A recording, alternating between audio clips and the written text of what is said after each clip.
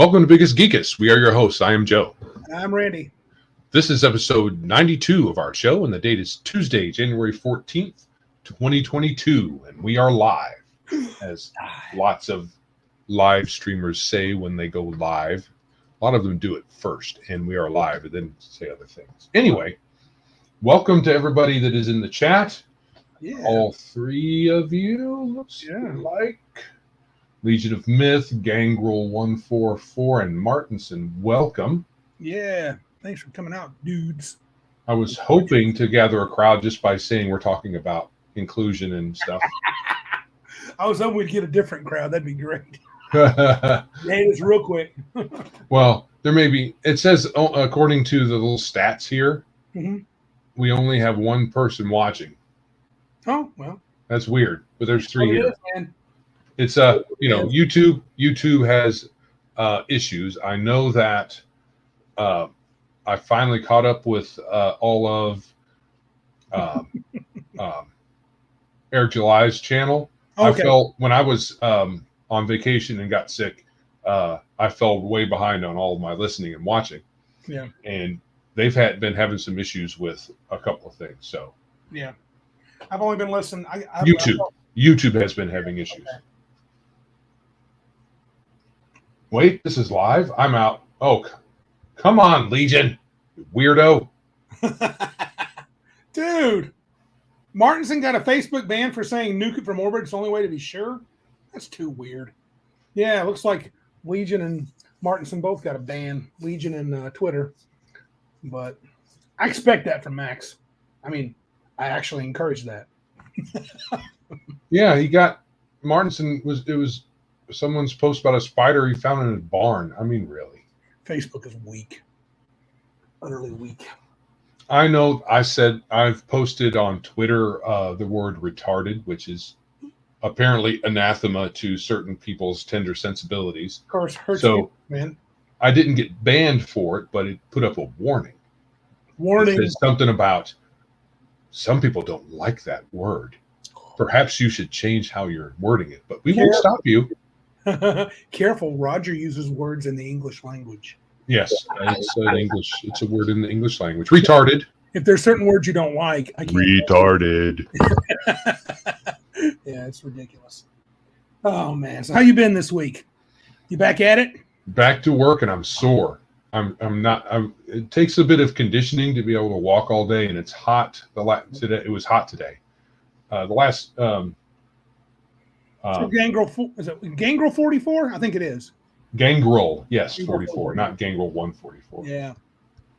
The 44th Gangrel But Joe on YouTube. Joe has to get an elite athlete shape to walk. Gosh, you used to walk 10 miles a day. Legion. You used English as well? Dang. He used the retarded word. I didn't get banned. Oh well. They don't like him though.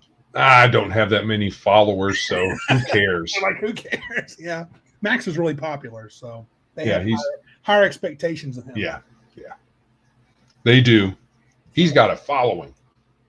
Oh, Martinson. Sorry, Joe. Bad news for you, bud. Yeah, it's going to be really hot tomorrow. Oh. Back home in where I'm from in Indiana, they said the heat index has been 108 and 106 the last few days. So, but it's June, so it's probably going to be. It's probably just a wave. Yeah, it'll probably be done. It'll be done in a couple of days, I'm sure. Even though you can't really predict weather, definitely not outside of a 5-day pattern, but 3 is usually the only moderately decently. If it's how it holds up, they're saying it's going to be 70 by Saturday, which is awesome sauce. Perfect. That's pretty much the perfect temp for outside activity. I agree. So yeah, did you get any gaming in this week? Nah. What I have been doing, and I showed you a little bit of it, has been drawing. Yes. I don't know. One day I woke up and I was thinking about an armored fighter. And I was thinking about its shape, the armor and everything. I was like, I can draw that. And well, I didn't do a very good job. Oh, yours was that was after. Oh, okay. When I showed you was after. First thing I tried to do was freehand for my brain, which that takes some skill to do, according to my wife, who's an artist. Yeah. So I grabbed a couple of illustrations online and freehand copied them. Right. And so I ended up with a couple of. I've been sketching, and I've been sketching every other day or so since then. And yeah, I mean, it's fun. Yeah, I have no desire to draw.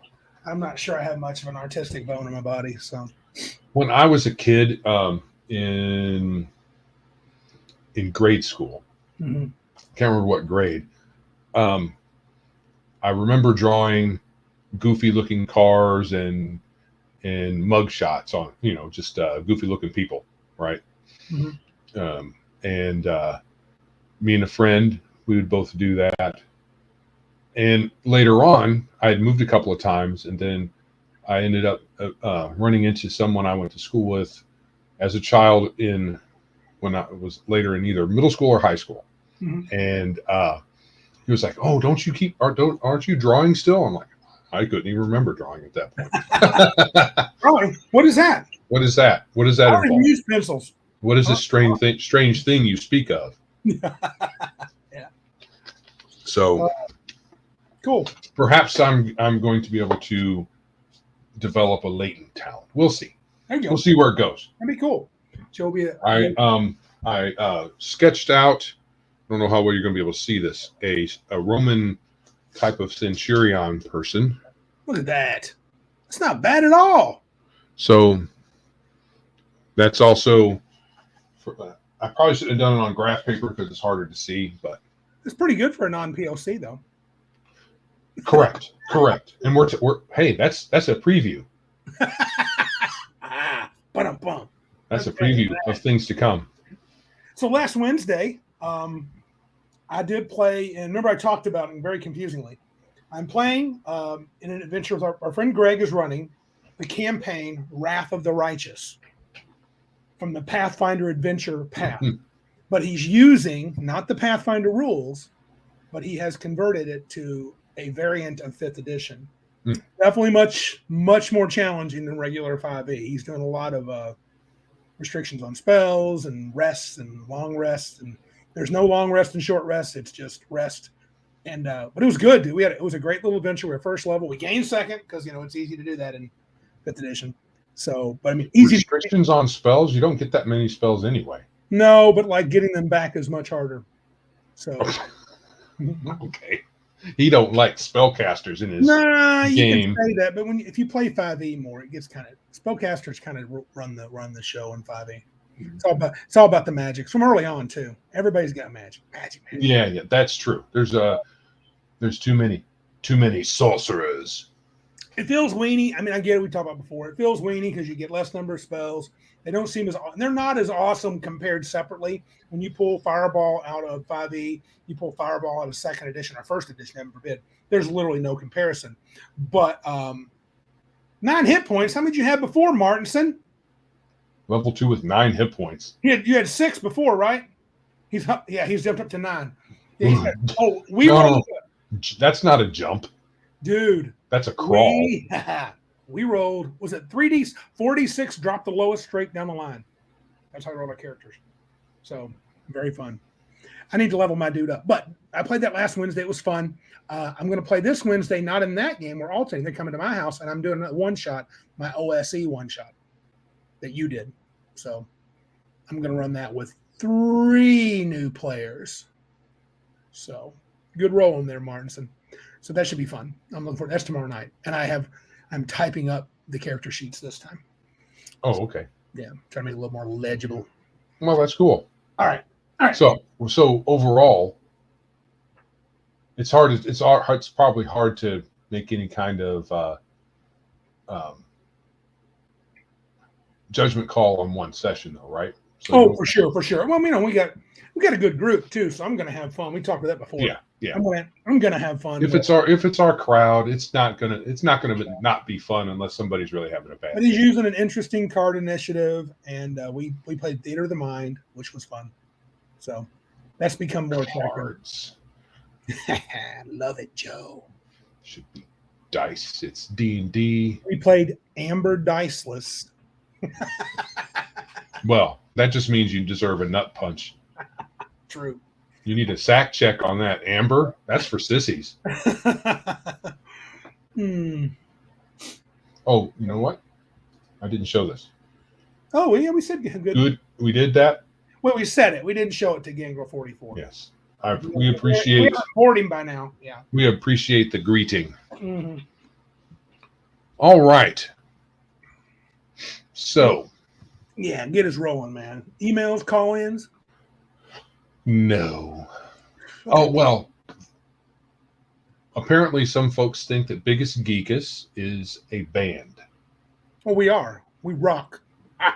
So we got a few emails regarding our musical career, and it's slipping through our fingers if we don't do X, Y, and Z in the email, you know. Oh, no. So, we my probably need to career act on that.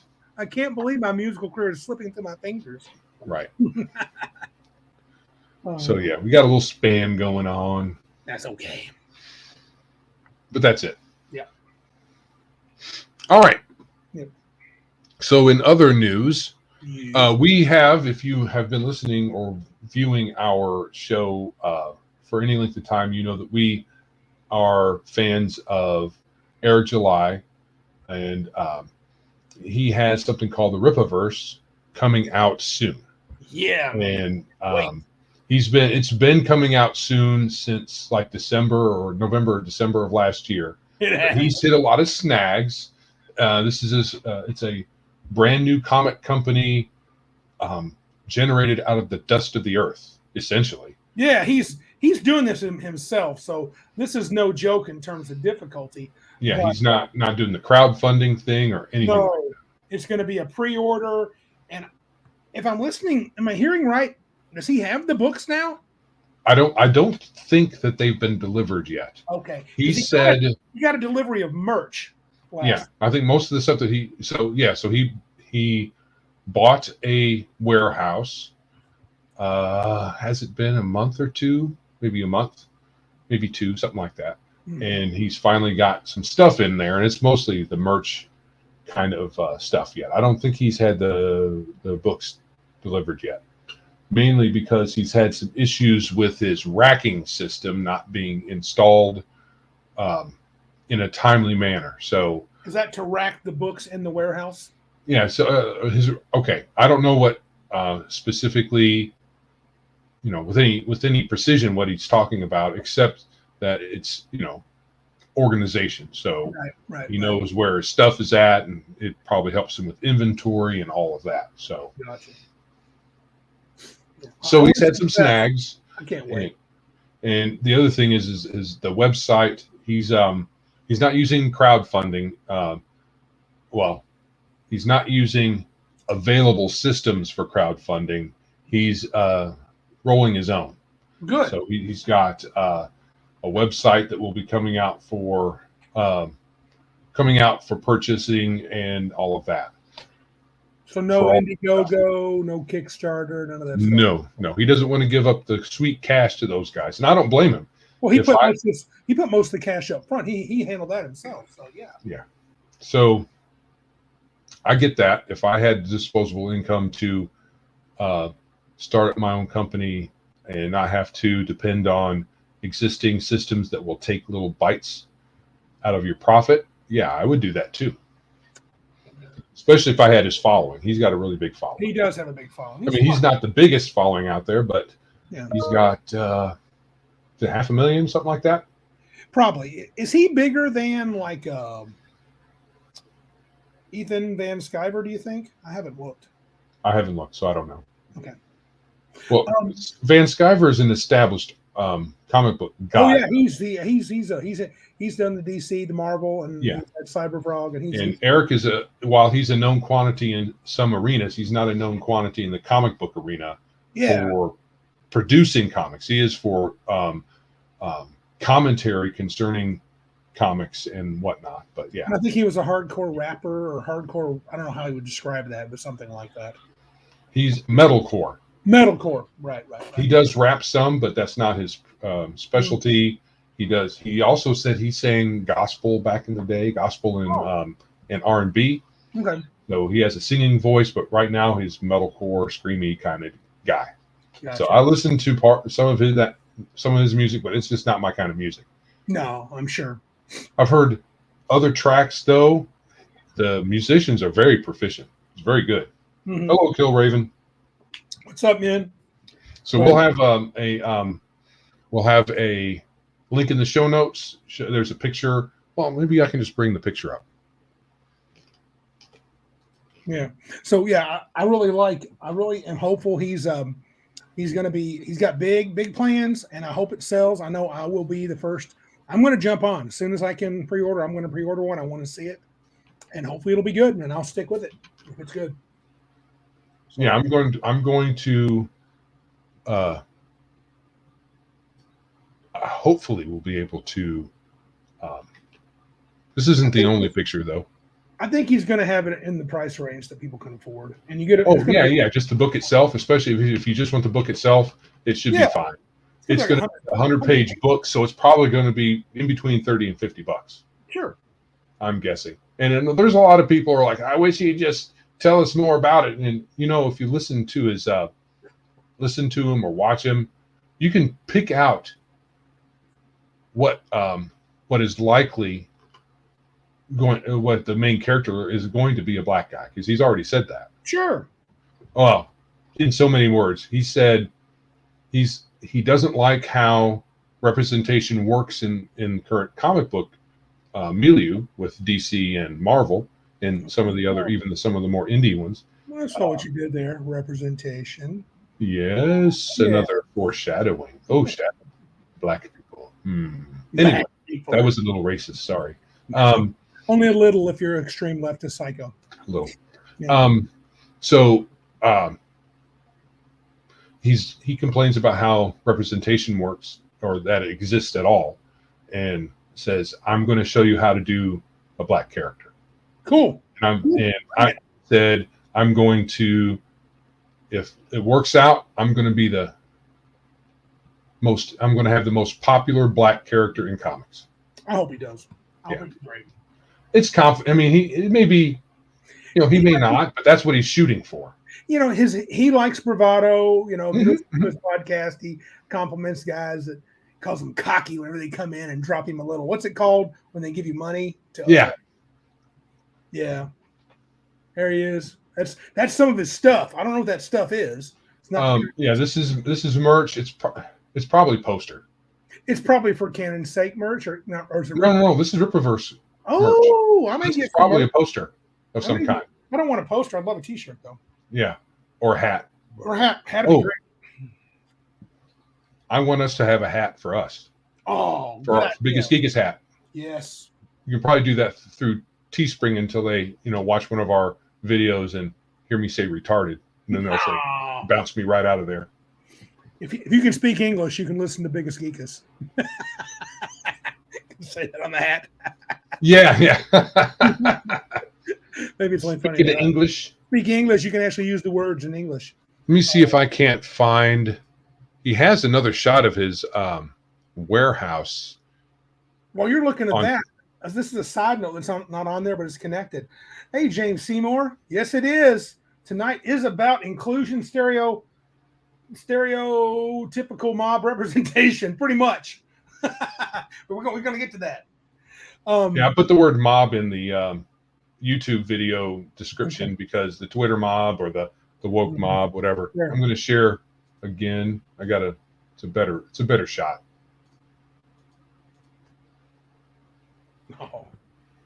So that's his warehouse. Oh, nice, dude. He's legit, man. He's trying to build a legit thing. Yep. Yeah. So he's not goofing around. Bruce Lombardo's in, and he's got the Book of Power. Check this out.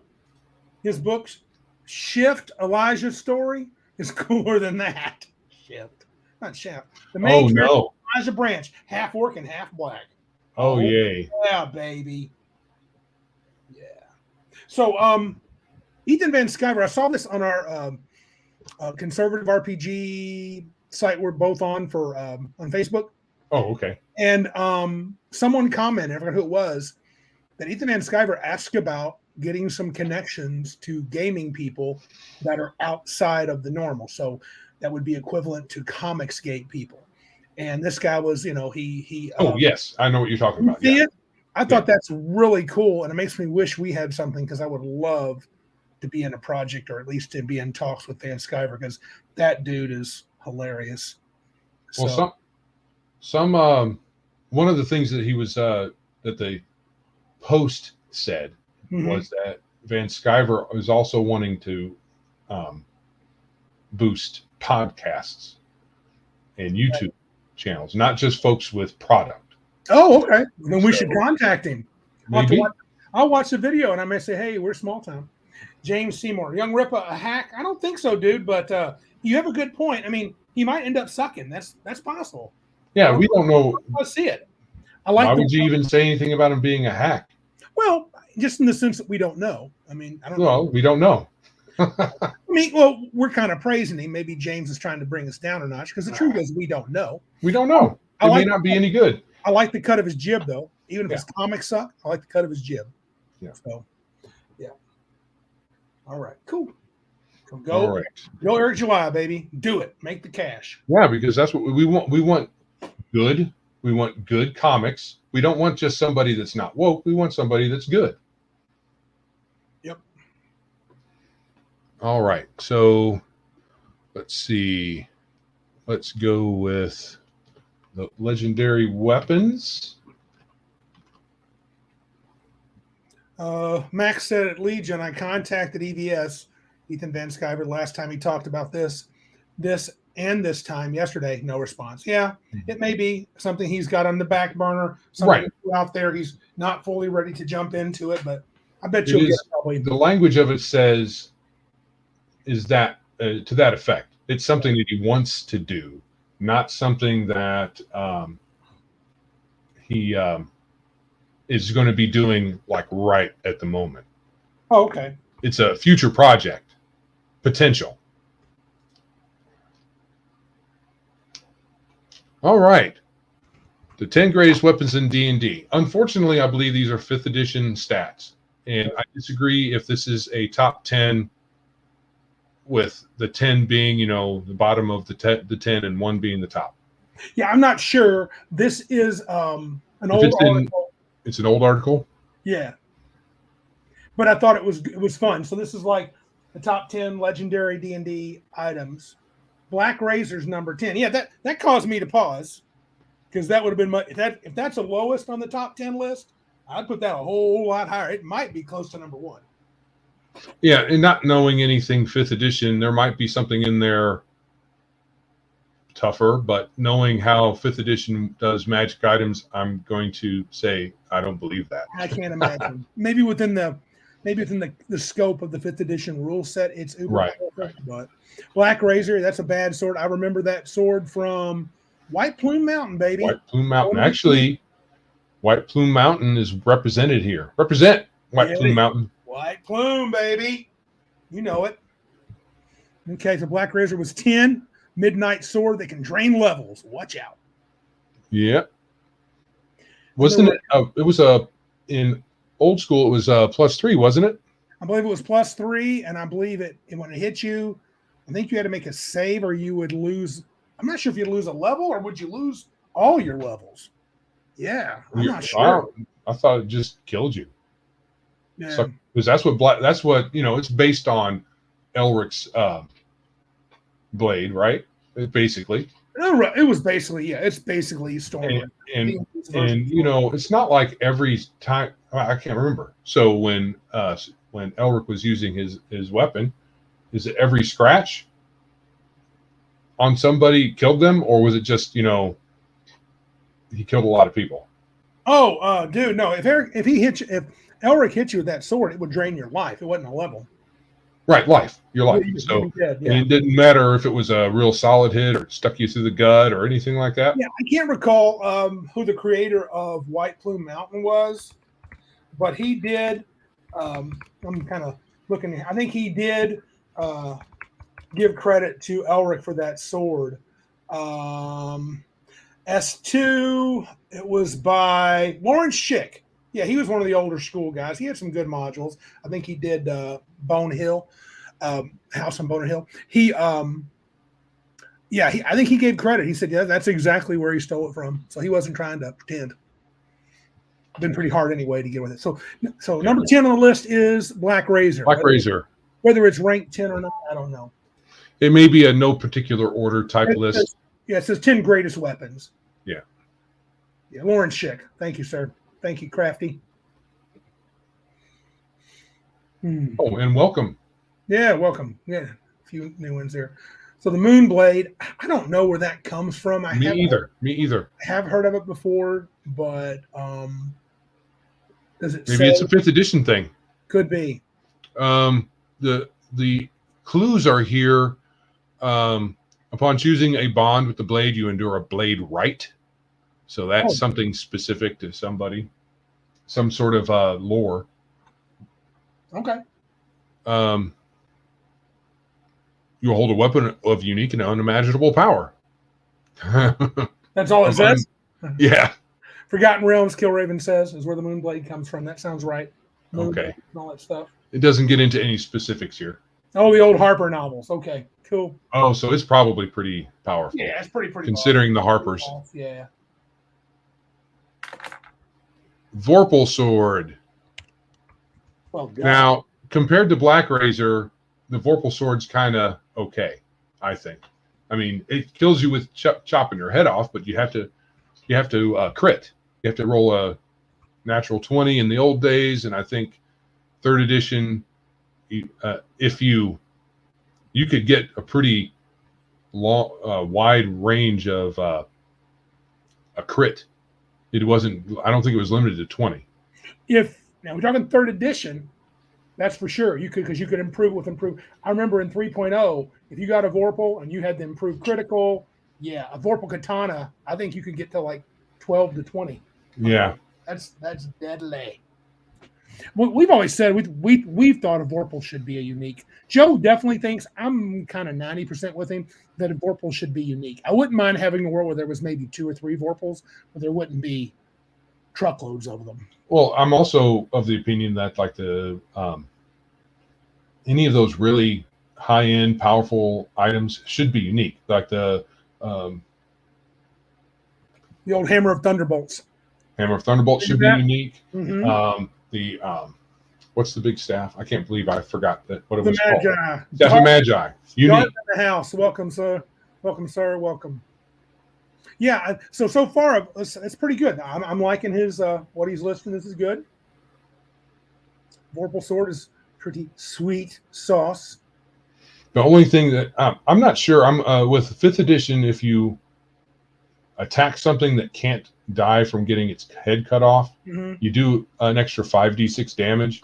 Oh, that was added for 5th edition. In other editions, the DM just decided if it would work or not. I think I always did that. The few times I did have a Vorpal, or we used short sharpness blades very similarly. I think another comment. I think if I were going to do Vorpal swords, I would make them all unique too. They wouldn't just be Vorpals, but right. Well, yeah. Now, Whelm. I think I was confusing Whelm with Hammer of Thunderbolts. Whelm is a special hammer, yeah. Well, in here it has a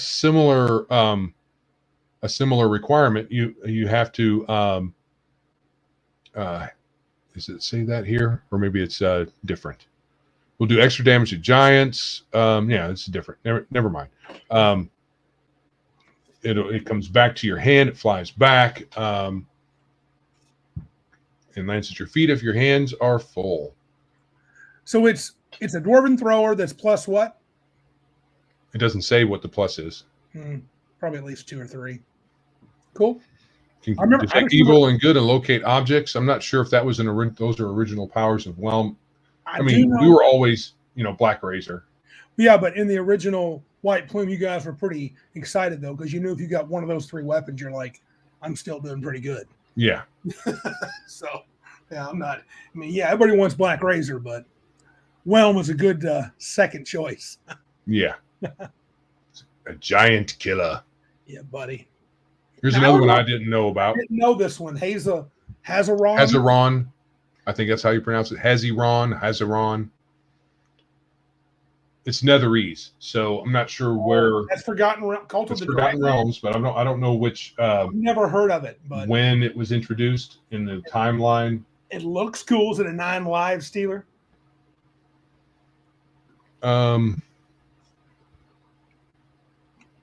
You get a bunch of spell-like abilities. Oh, okay. The weapon's power doubles in combat. Once attuned, the weapon's power doubles in combat and gains the wounding property. Oh, there you go.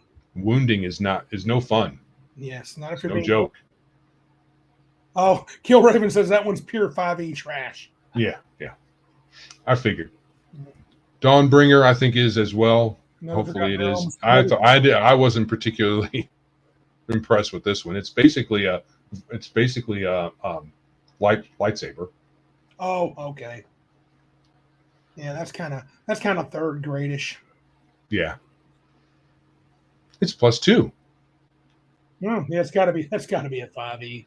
Dude, you know, back in old school, they used to have Kill Raven says no old school pedigree. Yeah, we used to talk about +5. Oh yeah. The mighty This is the one. Yeah. This is the one you want. Yeah. You might even want this more than Whelm. However, it comes with requirements. This is the Hammer of Thunderbolts. Right. Now they changed it. I'm pretty sure they changed the way it works for 5th edition. Yeah. You have to have the Gauntlets of Ogre Power and Belt of Ogre Strength, because Storm Giant Strength is just too OP for 5th edition. Yeah, dude. Because that was what it used to be. Wasn't it? Yeah, Gauntlets of Ogre Power, not Belt of Ogre Strength. You had to have the Gauntlets of Ogre Power, and I think you had to have a Belt of Giant Strength. Does anybody know if it had to be Storm? I thought it was Storm. Strength? Yeah, dude. Yeah. And well, this one also, it caps the way when you wear these and you have the hammer, your maximum strength goes to 30 instead of 20, which is what typical 5th edition is, and it gives you a +4 to your strength score. That's pretty unique for 5th edition, as far as I know, isn't it? Do you think something giving you that big of a bonus to your stat? +4. Yeah. Oh, cap to 30. Yeah, that's out of line, dude. The cap is 30. You don't get a 30. No. But you cap at 30, and it gives you a +4. Yeah, sure. So you, no matter what, +4. So you could be a barbarian rolling with, like, I think a barbarian can have a 24. And so, I mean, from just natural raging bonuses, and then you add that, it's +28. You had to have the girdle. Do we know if it was the girdle? Bruce said we had to have the girdle and the belt to make it wield its power in 2nd edition. Was it a specific girdle? I felt like it was like a Storm Giant belt. I thought it was Storm Giant, but I could be wrong. But what I'm saying, though, is it didn't used to give you a +4 to your strength. No, it used to just give you the giant strength. And I think all the bonuses stacked when you had the hammer. Something crazy. It was. Yeah. Well, also in old school, Hammer of Thunderbolts just killed the giant. Correct. You hit a giant, you kill a giant. Yeah, I don't think they had a saving throw even. If you had all 3 pieces, you could drop them in one hit. And it's just a throwing hammer. It creates a sonic boom and stuns everyone within 30 feet of the hit. Which might be effective, but it's weak. Yeah, so it gives you a big bonus on your hit and damage, but it's not like an instant giant killer like the old school was. Yeah, Bruce said it would promote your strength from the 19 you got from the gauntlets to 24. So that would be Storm Giant strength. Yeah, dude. Boss. All right. Yeah. Going old school, that's pretty. If I was ranking them, that would be high. Oh, yeah. There it is, wave. So White Plume is fully represented. Yep. Truth. That's a pretty cool picture, too. Yeah, it is. Triton or something. Mm-hmm. Yeah, nice. It gets +3 and deals massive necrotic damage on crits, but it doesn't specify what massive is. For 5th edition, it's probably 2d6. It grants water breathing and can similarly be used to create a cube of force, though. Oh, that's pretty good. Yeah, that is pretty good. Mm-hmm. Yeah.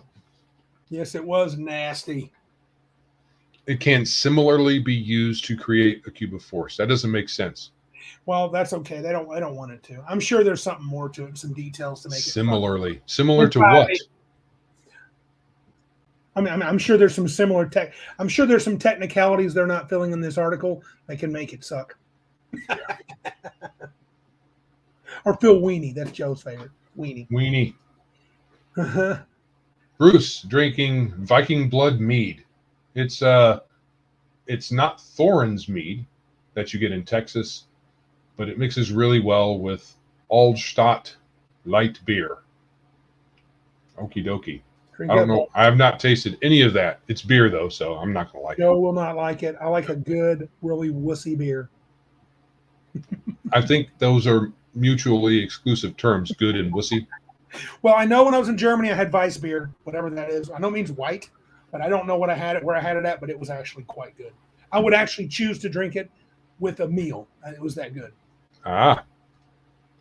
Mm-hmm. And I think we're at number 1. No, this is 9. Mm-hmm. Holy Avenger. Oh, that's pretty boss.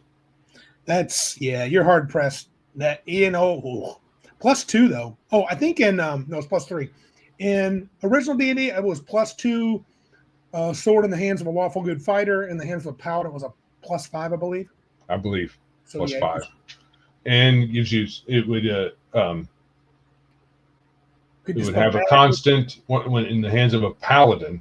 Mm-hmm. It would have a constant dispel magic in old school, so that you can't get your spells off on necessarily get your spells off on. Oh, he got it on you. That was an evil wizard slayer. Oh yeah, definitely. Yeah, it's good stuff. Oh, go ahead, cast that spell. I love it. Bam. That would be another fairly unique item. Yes, in a campaign. It should be. They shouldn't be just, I'm going to go to the store and buy a Holy Avenger with my 1,000,000 gold pieces. And this is the one. So in all of this stuff, right? All of this stuff, and then Luck Blade. Are you kidding me? So yes, you get wishes, right? Okay, yeah. But if you get wishes in old school, you don't want to use them because the DM's going to screw you over because that's not with this DM, pal. You better have a lawyer write out your wish in detail. It's only a +1 weapon, but you may re-roll a d20 once per day, which isn't bad. No. And then there's a number of wishes that it contains. Right.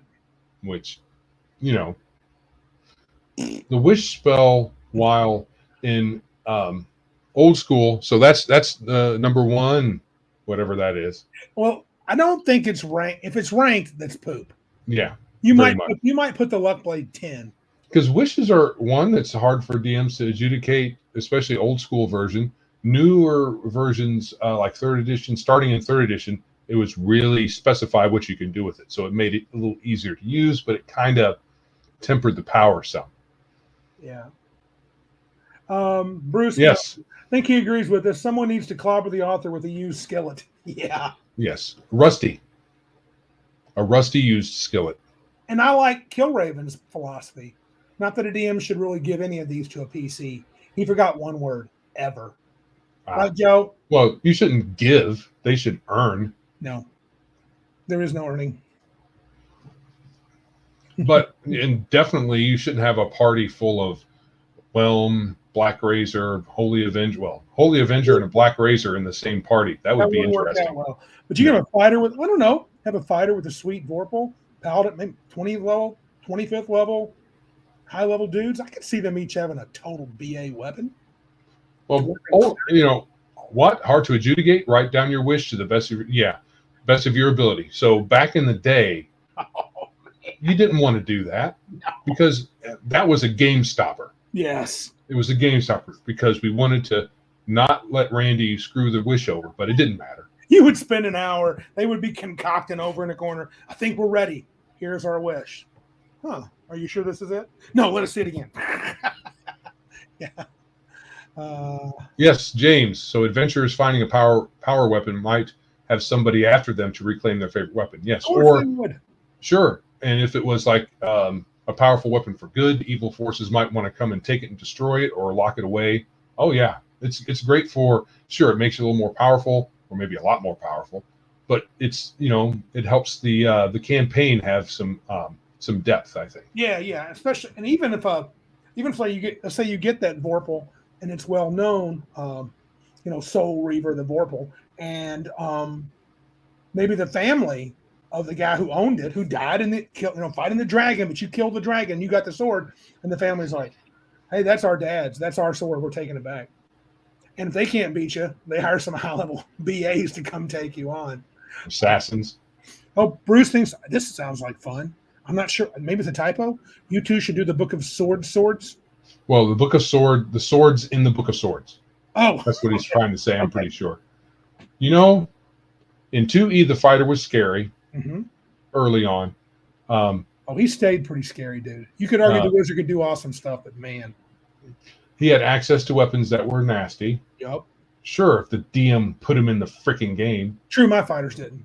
But I heard of campaigns where that happened. I heard of campaigns where player characters actually got magic items beyond +1. Here you go, Kill Raven. There were 5 Vorpal swords in my campaign. They were named and numbered, and no PC ever got one. They did run when they happened to encounter one of the wielders. That's no fun. You get to look at it, but you can't touch. Look at my sword. Yeah, it's always better to have the cool swords in the hand of the NPCs. Sure. 7 levels higher than the PCs. Bunch of stingy. Gives you something to work for. Maybe when you're 37th level, you'll have a ball. Can't have them means you can't work for them. Oh, my bad. Hello. Hello.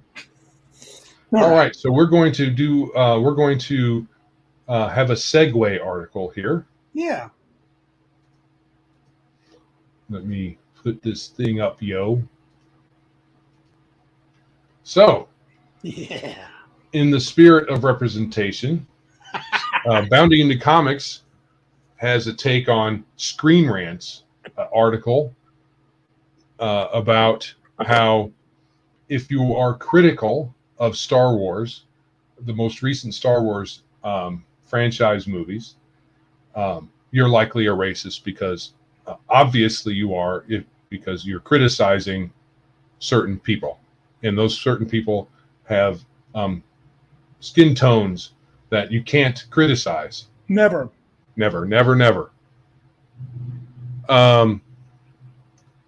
Screen Rant Star Wars article epitomizes everything wrong with the left's racial perspectives, and I agree.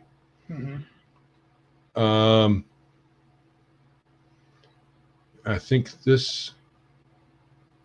Right, here's a bit from whoever Emmanuel Noisette is. I believe that's that actress, that black lady in the forefront of that picture. She's playing. Oh, that's her name?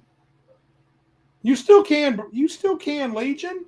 He says, I was going to cover this article. We steal your crap all the time. Go ahead. Feel free. More perspectives are good. And, it's only going to get so much traction because we're all white dudes. So white dudes talking about this, only so many people care about that. Bruce, do we all use Bounding into Comics as show prep, damn it? Yes, we do. Well, sure. And there's a good reason for that, because they're biased like everybody else, but they're biased in our direction. So, of course, that's what we're going to use. Bruce corrected me. That's Moses Ingram in the forefront. Okay, good. Which, why is a woman named Moses? That's weird. Boy named Sue. So, according to this person, Star Wars racism response is a start, because, of course, Star Wars and all the actors are like, racism is bad. And duh. Of course it's bad. Yeah. But that you're not racist because you don't like the characters. Well, I mean, you might be, but if you think that the characters are written poorly, or they are diversity hires, which most of them are, just based on the fact that the casting calls are for particular people. They're not just the best actor out there and all that other nonsense. This is her character name, Joe. Kill Raven. Reva. That is her name, Reva. Reva. Not the Darth Vader. What's his name? Obi-Wan Kenobi story. Right. It's all about her instead of him. Yeah. Well, that's what some people say. I've not watched it. That's all I've heard. So yeah, that she's like unstoppable. Awesome. Oh, the incessant seal clapping has become a major problem for the outlet, with more and more articles taking an opinionated stance on cultural issues that simply do not align with the vast majority of the country. Now, I don't know if it's the vast majority of the country. That's a hard yeah. That's hard thing. I think hard to quantify, and I think probably there's more that are okay with it. Well, I think a lot of folks are just afraid to say anything. It's probably somewhere between a 60-40 split one way or the other. With I think most people being normies and just want to watch a film with stuff that blows up and has spaceships and lightsabers. They don't really care about all the other details. So I think those of us in our sphere who are real nerds, we care about the canon. We care about that kind of stuff. We want to see a good story. We don't really care if they're black or not, but we don't want the story to be about them being black or being women or being gay. We want them to have a good story. And if they happen to be black or women or gay, that's fine too. Right. Yeah, and apparently, Nerdrotic has no. Is that Nerdrotic? I think that's Nerdrotic. Has a video out. So we're not the first to do this. So no, check Nerdrotic. Heel versus Babyface, as Bruce said. Those are all very good to watch that. And I'm just, I don't have Disney anyway. It doesn't matter. Do what they want. I don't care. Yeah. I mean, continue destroying Star Wars. Like I think James Seymour said a while back, Star Wars basically ended in the early 80s or late 70s. I mean, maybe you could count the prequels, but they were kind of garbage too. No matter what people say, they're still kind of hot garbage.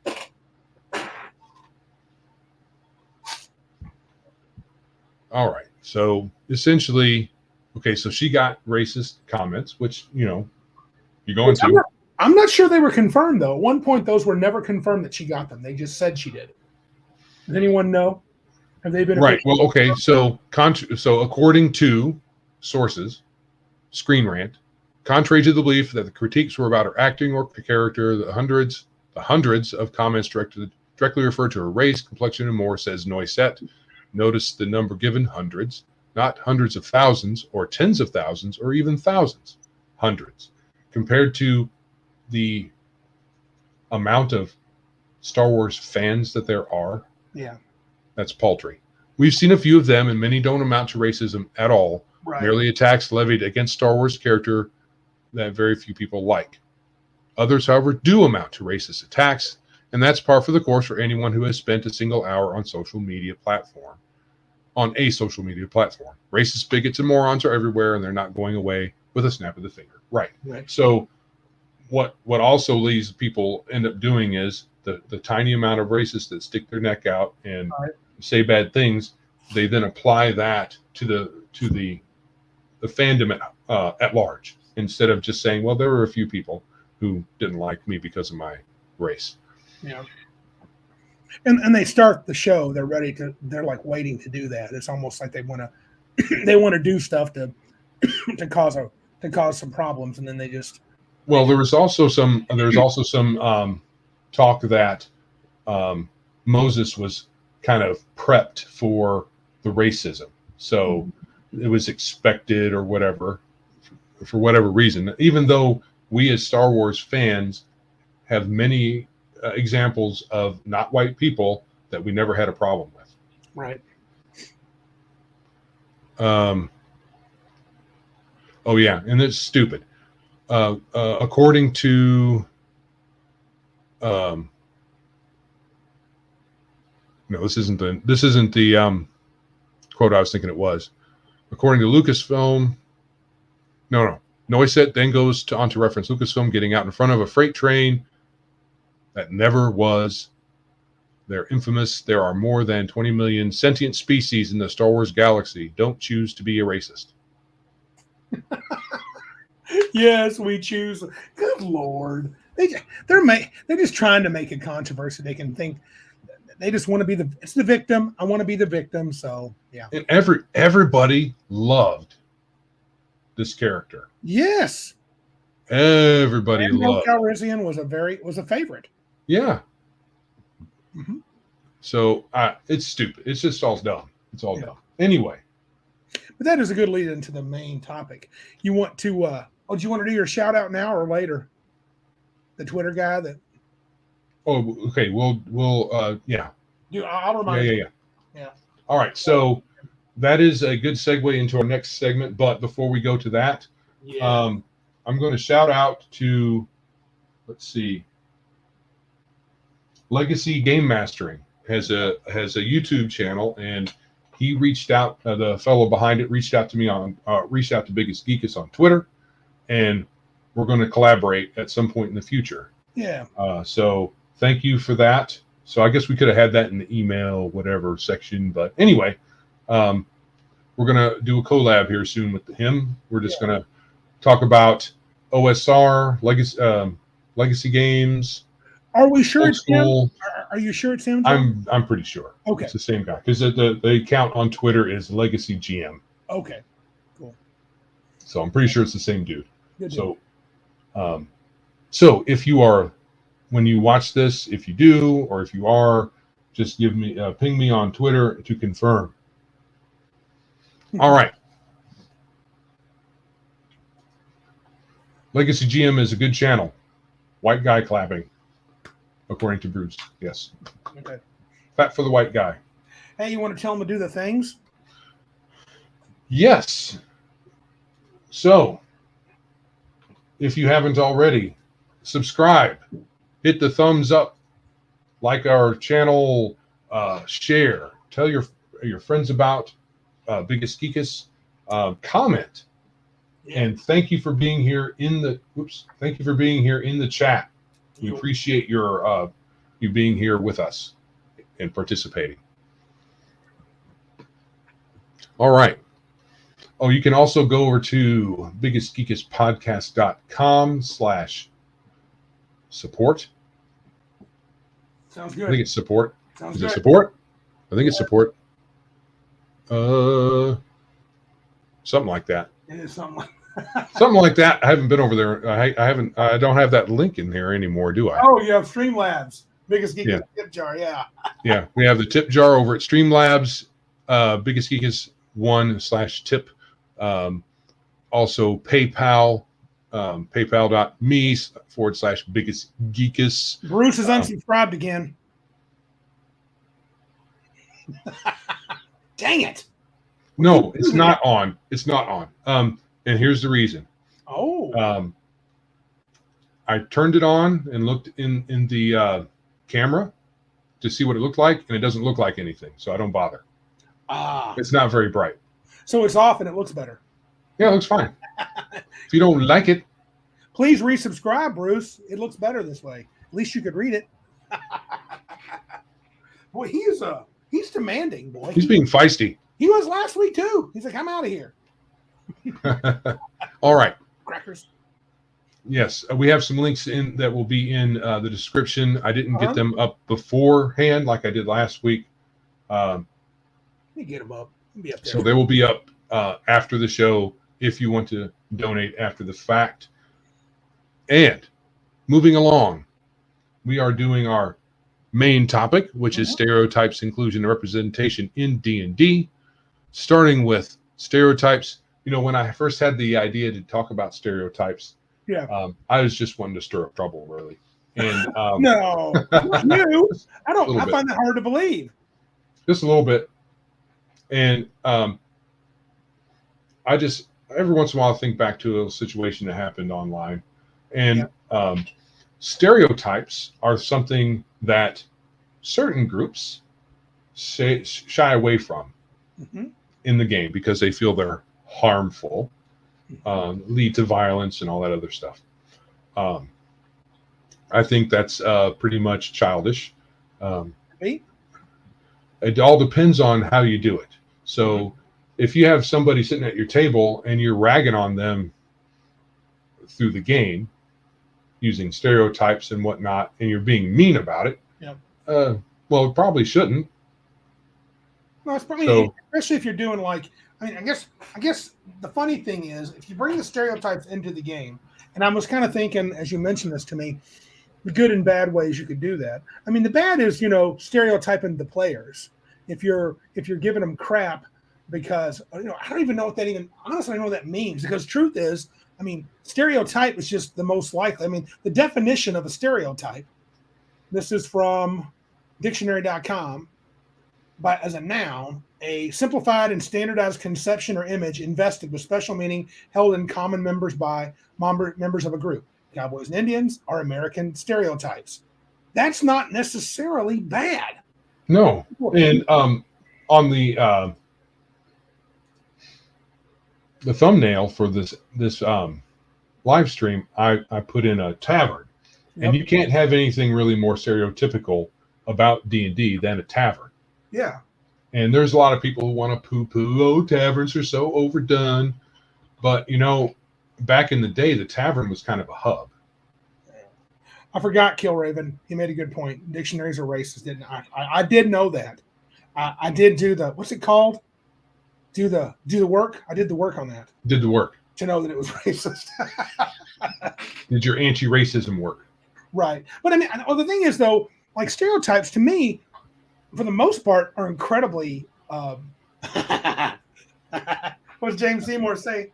I prefer component stereos versus all-in-one cabinet style. That's old. That's an old school reference, because I don't know that.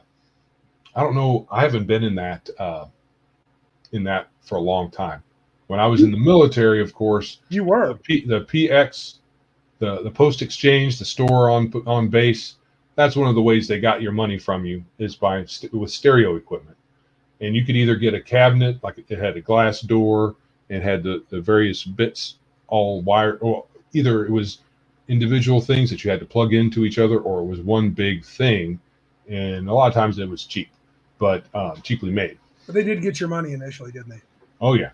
And then if you became an audiophile, you learned that you can get all of those components individually, and even spend even more money. Yes, even more.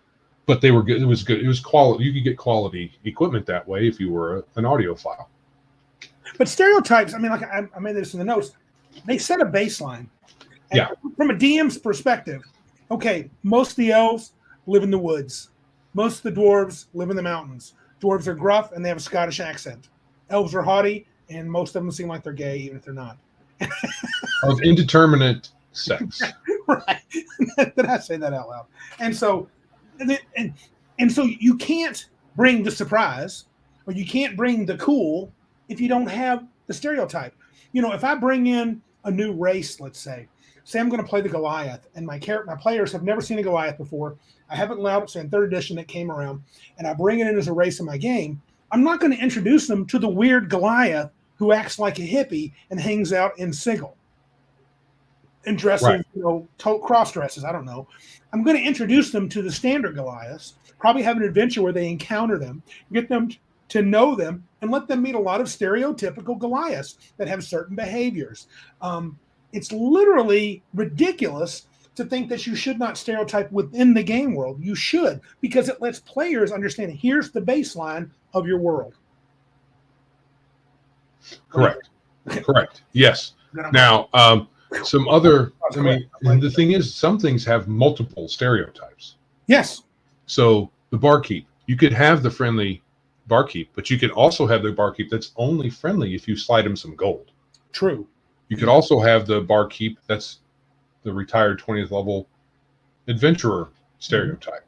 But then you'll have to have there's a reason for that stereotype. You have to have red hair to have that, though. Right, in your campaign. But there's a reason for that, because players can be dickheads.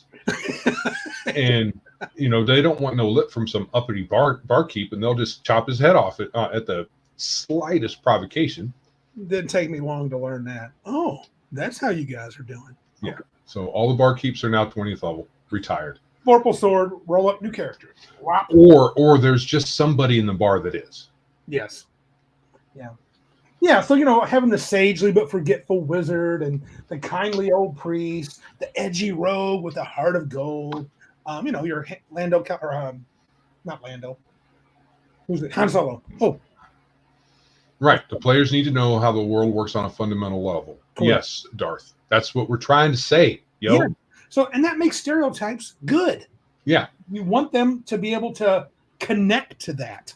I think another good thing about stereotypes is if you have a good command of what some of them may be, when you are doing things a little on the fly and you're generating encounters randomly, if now some random encounter tables include subtables of personality types. Yes. But if you're not using that, you just got a quick and dirty table that says, oh, that you bandits. Right. Okay, so what are the bandits going to be like? I mean, someone might survive and get questioned, so you might need a quick personality, so you throw out the stereotype. I'm just an orphan. I just needed this to feed my five starving kids. Even though I'm an orphan, a lion, thief, and turd. That's what he is. So yeah. It helps in game to be able to go off the cuff and be able to just say, well, I'm going to have a wizard. Oh, let's make him act forgetful. I tend to do that anyway. I tend to have these wizard NPCs you make. I always have some weird affectation for them. I like playing the quirky wizard. James Seymour is a poetic Arab required in a Norse campaign to meet representation quotas. I would say absolutely. Yes, probably so. But if you don't have 10 of those in your world, you're doing it wrong. We don't need no sticking quotas here, though. No. No. So, we've got that covered. Well, what about, within that is kind of a specialty I think we want to talk about, monster stereotypes. Sure. I mean, a lot of people, Big dumb ogre. Well, yeah, big dumb ogre, or even evil. How about that? That's a thing. The stereotype that monsters are there for you to slay. Yes. They are not there for you to sympathize with. And you don't slay them because you're a murder hobo. You slay them because they're evil and they kill people. Yeah. Oftentimes people are their food. Correct. So the PCs are kind of a hedge between getting eaten by monsters and living. So I don't get the current day squeamishness about monsters. It's dumb. Well, there was some back in the day too. The same question. But it was very particular. It was. Yeah. Orc baby. Would a paladin kill orc babies? Right. Okay. One, why you have orc babies? We all know that orcs either spring up from the ground fully grown, or they are corrupted humanoids. Somebody, I don't know if it was online here in the chat or if it was on Facebook, had a great idea. It said, imagine a world, I think it was on Facebook, where elves that turned evil became orcs. Right. That's a Tolkien thing. Yeah, it is. That's what he talked about. That would be kind of cool. Or what if, humanoids that became evil turn into beast men of various types. And the other thing is people will imagine orc babies to be like human babies, or I imagine orc babies to be like the little aliens in Galaxy Quest, the tiny aliens that were like evil. Remember the tiny little? They were cute looking. Yeah. Until someone showed weakness, and then they were all over them like a bunch of piranha. That's how I picture orc babies. So it wouldn't be like, oh, look at the little cute ogre. Oh, he's eating me. So no. Well, Darth has a interesting point. I think I'm not sure I understand this, Darth, but maybe. How many times have PCs attached the evil, I guess, to the lich to destroy it? Is that not a stereotype? Do you mean attached or attacked? Attached the evil. Oh, attack the evil lich. I'm not sure. Yeah, that is a stereotype. And that's a good point. We play into, if that's what your point is, we play into stereotypes. That's part of the fun. I mean, if I sit down with a one-shot, and Joe can verify, the one I'm going to run tomorrow, be careful because Martinson's going to be in it. The one I'm going to run tomorrow is fairly stereotypical. It's a little extra fantastical, but it's stereotypical, and there's no questions attached. He's talking attached. So what do you mean? I think he's saying PCs, maybe is your analysis meant to be this? So Darth, let me say it again. Darth says, how many times have PCs attached the evil evil. So you're attaching the word evil to the lich. Is that what you're saying? Well, liches are evil. Right. Now we know there are also Attacks. Baelnorns. So I think he misspelled again. Okay. Oh, okay. Yes. And that is a stereotype, sure. And that's the stereotypes that Dungeons and Dragons, I would argue, is meant to play into. Right. We are monster killers. When you play D&D, that's, to me, I don't want to be a monster. I don't want to be an evil character. I want to kill them, be the hero, and defeat them. You tell that phone to stop, Darth. You are the. You know what it is?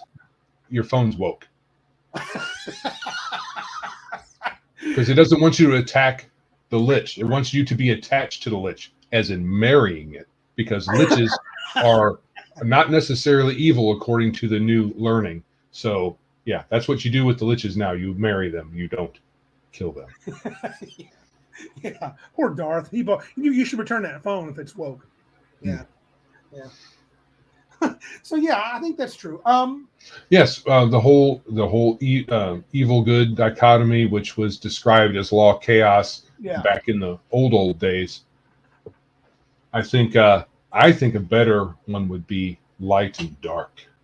Mm-hmm. But serving the side of light, serving the side of dark, or you're unaligned, which would be most people. I like heroic and villainous. Yeah, I like that too. Yeah. So right. Cool. But yeah, I think, so stereotypes, I think in the end, can they be bad? I think only if I guess they could be boring. If you're using them as an excuse to be a jerk.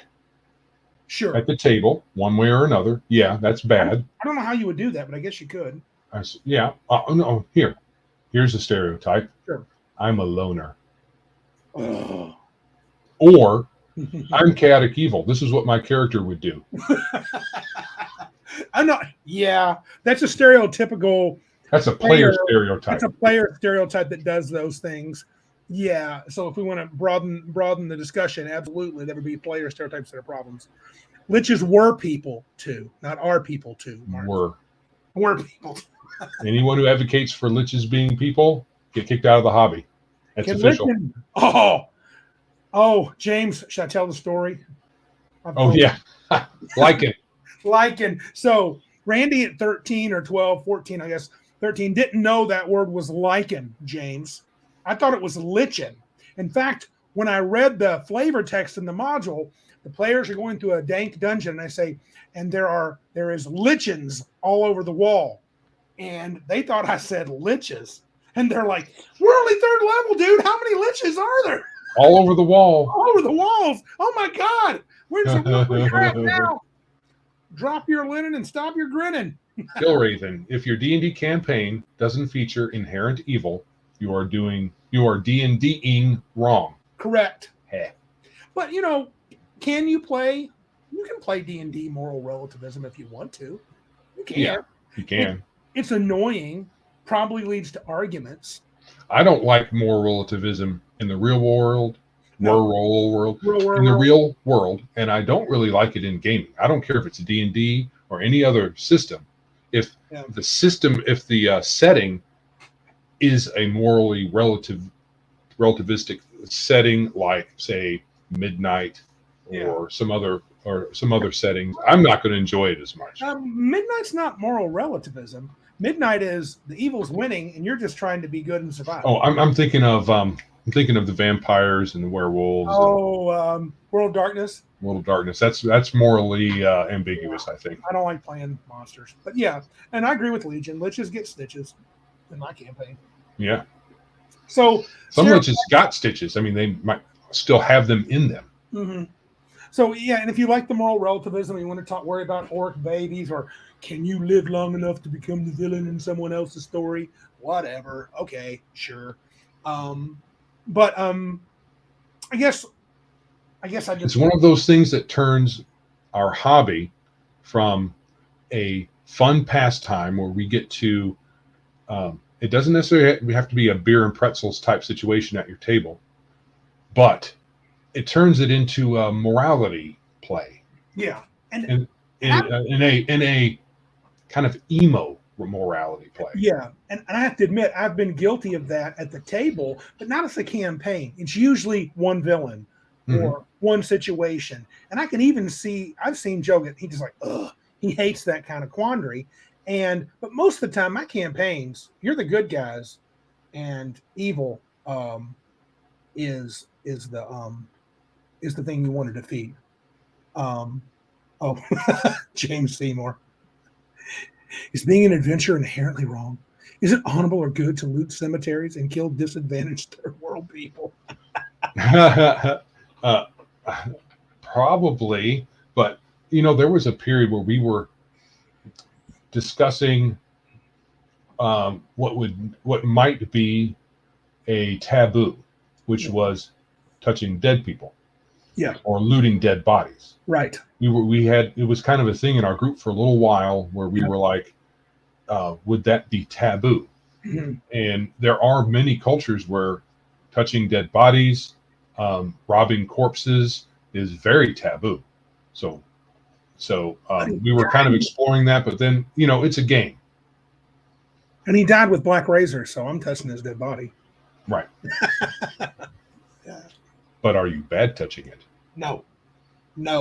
And Bruce is right. He says, I'm always the villain in someone else's story. I'm the dungeon master. Yeah, baby. I have thousands of potential monsters and characters and more miniatures to represent them. Yes, you do. Yeah, you represent Stop them. bragging. Yes. Miniature master. Yeah. So, the stereotypes, I think, can be used bad. Mm-hmm. Mostly that involves people being jerks. Yes. Otherwise, they are a good shortcut if you're it's a good shortcut for playing your monsters and NPCs. We got a little Shadow in the house. What's up? Hey, Shadow. He's been posting like a madman on Facebook. Randy liking it. Face post. Yeah. Posterized. Remember that? Poster face. Huh? Oh, I be posting him. Posterized. Post. Oh. No. We'd read the label. Read the label. Yeah. Read the label. Read the label. We did that in football too. We did. It was all about reading the label. Read the label, scrub. Yeah. All right. How about us moving into? Oh, you're gonna transition this, my man. I'm transitioning. I'm the dude. Shush. I'm shushing. So, part 2, we're going to talk about inclusion. Yes, because we're like that. We're inclusive.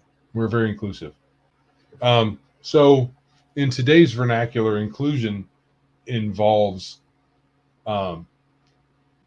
having some sort of artificial quota of various sorts of people in your group. So be it in your company, in your game group, in your friend group, whatever. You're supposed to include everybody on purpose. Purposely seek out and include people, apparently. And that's just, stupid. Also, you're supposed to, in your game world, have things inclusive there as well. So also, D&D is already very highly inclusive and diverse. By its nature. We never ever wanted, we never turned people away from the table unless they were weirdos. They had to be pretty, and they had to be pretty weird because we're already weirdos in this hobby. It was a stretch. I mean, I talked about this in the notes. I mean, from 1987 to 92, I had multiple game groups in college. There was one where I was the only heterosexual white male in the group. I mean, that was it. Yeah. I'm going to steal from Max too. Legion has going to get a nod here. As I told you before, I steal generously from them. Natural inclusion, not forced diversity. I agree with that statement. Right. So whoever's around. Right. And whoever's going to be like part of the group, your friends, whatever the deal is. Whoever you gel with naturally. Right? Yeah. Yeah. But like I was saying in college, we had quite a diverse little group, and we all got along fine. Nobody was worrying about the pronouns and talking about their sexuality, even though I knew who they were and the way they were. But it was fine. I mean, we just played D&D and called it good, man. We were friends, and that's what it was a live and let live. Yeah. A hobby. It always has been until, 10 years, 5 years ago. I mean, you hear the odd story, right? You hear the odd story of. Yeah. but that's not representative of the whole. Not in my experience. Yeah, but I guess it would always be a woman because then she gets the free pass to say whatever she wants, and it's pound me too and all that stuff. So she can do whatever she wants. Except now with Amber Heard, maybe that's changing. I think it's interesting that they would say, well, one time I went to play and all the guys were giving googly eyes at me just because I was the only female or I was a hot female, and they kept flirting with me and all this stuff. It's like, and so I'm not saying that's okay fully, but it's not. I mean, if you're an attractive woman and you go out in public, tell me when you don't get hit on. I mean, seriously, well, that's a problem with society. Whatever. No, it's not. I mean, people, even if hit on is not necessarily bad. Well, it's only bad if they don't find you attractive. If they find you attractive, it's not such a big deal. Right. So if you're a hot dude, then it's okay for you to hit on the hot or any woman, really. Yeah. I mean, from their point of view. I mean, that's kind of a stereotypical point to make, but I don't remember the hobby ever not being inclusive. I mean, when people were talking about at the very beginning a few years back, I literally, the herd mentality. True, James. The herd. Yeah, Amber Heard. Amber Alert. Yeah, Amber Alert. Dude, she got so many things rolling against her. And look, Dark makes a good point. Duh.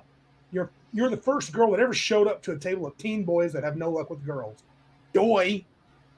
They're gonna be foolish. Now, they're creepazoids and they can be bad and that can happen. You can have a bad experience. But the truth of the matter is, I mean, it's just, look, that's life. Deal with it and move on. Get out of it. Don't be in that situation. But you can't blame the game for it. And when it was first brought up, I was just flabbergasted. Like, what are you talking about? Who have I literally ever turned away? And we had a girl in our group occasionally. Yep. What's his name's girlfriend? I can't remember. It was Sarah. JR's friend. Tall, Sarah. Yeah. Sarah. Well, nobody. My cousin Shelly played. Yeah. Cousin Missy played once. Who else? We had several girls that came in and out of the group. So there were no issues. Shelly played for a couple of years. Yeah. So there was no Google. Well, she was younger than everybody, but there were no googly eyes. There was no issues. Yeah. Looks like Bruce had a variety of people too. Yeah. But now all of a sudden it's a thing because they're making it a thing. What's the most, I don't want to say blue check marks. What's the most inclusive group you've ever played with, Joe? Can you think of what the biggest variety of people you've had? You would say from different backgrounds, different, male, female, if you knew any preferences they had. Can you think of one that was very broadly diverse? During my years in the military, I didn't really play with any locals when I was overseas, but but being in Germany and in the local game store, there were a lot of different people there. Sure. And then in the military itself is kind of a mishmash of different kinds of people anyway. And so there were different kinds of people that we played with there. And here's the thing, though. The kind of diversity or the kind of inclusion they're talking about is based on skin tone. Yeah. Which is stupid because it's like saying white people are all the same. So I've had quote unquote white folks from all different kinds of walks of life and different parts of the world and different parts of the country, and we're all different. Yeah. And so you can have a multiplicity. You can have a plurality of different kinds of people at your table, even if their skin tones are all similar. And so what if they're all different? I mean, here's the deal. I like the phrase that, like I said, Legion has, if inclusion happens naturally, they happen to be the people you're playing with. Well, good. And if your table ends up being a bunch of white heterosexual males, which ours a lot of times is, so what? So what? Who cares? That's who's playing. Yeah. It's nothing personal. The makeup of players at the friendly local game store has changed over the years, according to James Seymour. That said, miniatures is still mainly guys. Sure. Magic the Gathering is a bit more mixed, is what he wanted to say. Yeah. TTRPG here is mostly mixed by race and apparent gender. And the thing is, back in the day, you had hippie types, you had some emo types, and you had Wiccan types. Your New Agers. And so you had different kinds of people that just simply had similar skin tones, which is it's a weird dividing line that we've got these days. Yeah, it is. I don't even know why they worry so much about it. Is there time? I think there's times where inclusion can be bad. If you're forced, if it's a forced situation, but it's at your table, it can't really, I don't know how it can be forced on you. Well, yeah, right. Now, I guess maybe if you're at a, if you came to a con, but I don't know how they would force it on you. It would just be the folks. I guess it could be bad if you had a variety of people at the table and they all hated each other. And they right. So if you're at a con game and you or preferences or and then so here's how inclusion at a table could be bad. It's mainly at con or at a game store. So you go there, you've paid for your game, and you sit down, and you've got folks. You just probably want only one person, probably. Yes. And is going to make a case about their particular situation, and make it uncomfortable for everybody else, and so that's how inclusion that can be forced in a way can be bad, but there's an easy out. Yeah. You leave. Yeah. That's not hard. You might be out a few bucks, but you just leave. Bruce makes Lombardo Dick's Division makes a good comment. I don't complain that X segment of the player isn't in my game. Right. I'm happy as hell that I have at least 3 butts in the seats to play with. Then I run the game. Truth. Yeah. That's how we used to. That's how we do.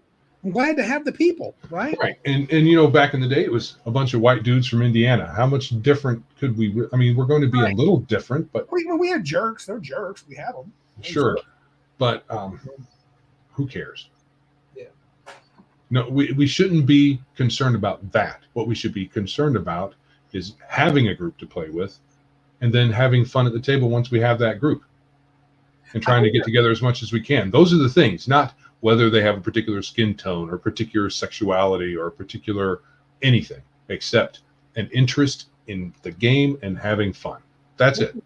Yeah, this is giving me a good idea, because we're going to go transition here to the last part here in a minute. Because I was wondering before the podcast, what is the difference between inclusion and representation? I believe the inclusion people babble on about is what we're talking about now, people at the table. Essentially. And the representation is translating that into the game world. And right. All this craziness is all here. And we got stuff to say about that. Yeah, so moving along then. Yeah, let's do it. To part 3, which is representation. Yep. And now representation in current day, actually it's terminology that is a current terminology. We didn't talk about representation ever, except we would, represent.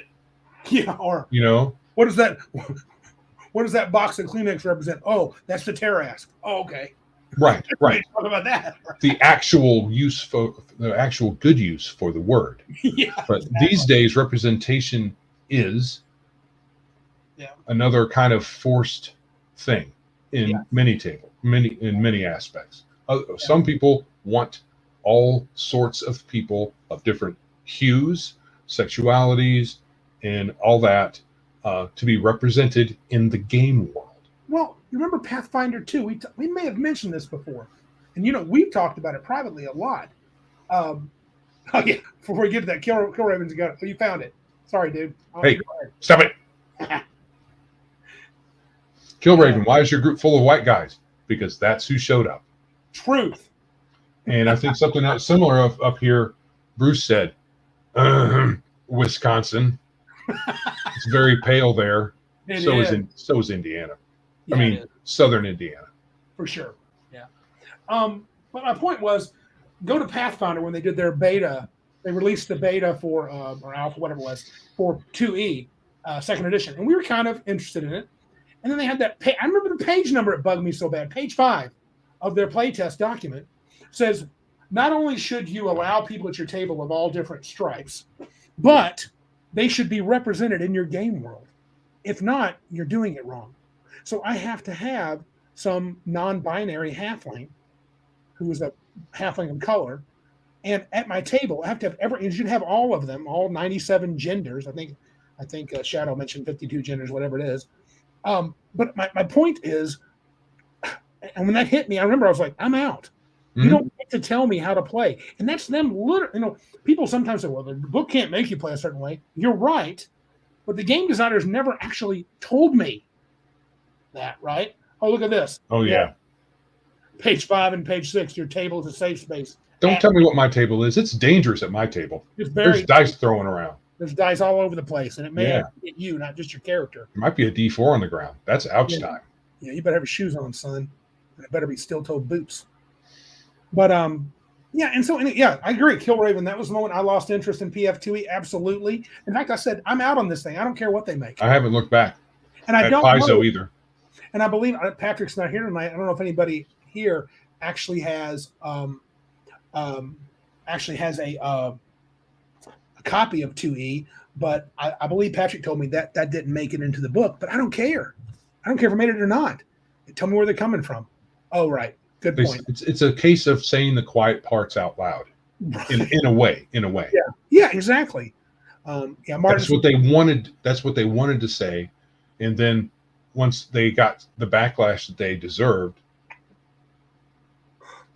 Mr. Boivin, you need to wear your shoes inside, dude. you don't know what's been on that floor. You have no idea. You saw my floor. You'd wear shoes.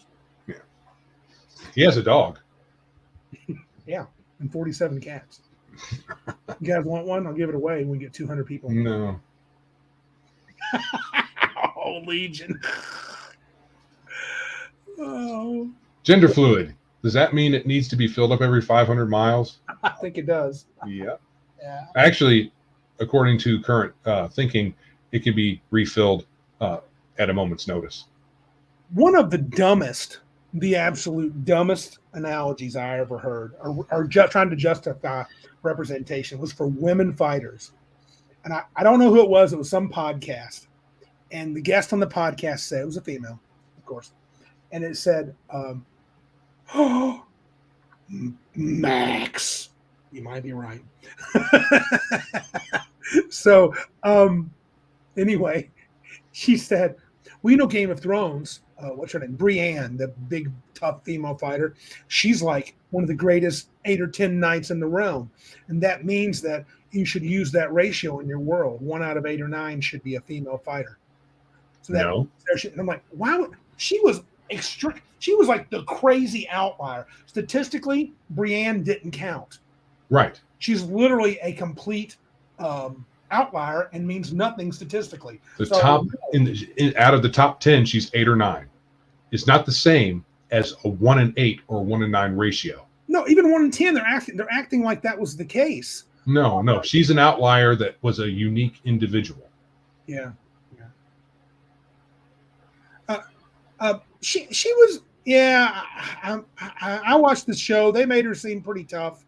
Mr. Max said she wasn't that good, but whatever you think of her, the point was this lady was trying to say that's how you should show your D&D world. So I'm like, okay, you can. I mean, that's fair. I mean, if I have several females playing at my game and they all want to play tough warrior women, I will let them. I'm not stopping them. So in Conan Tales, how many Red Sonjas are there?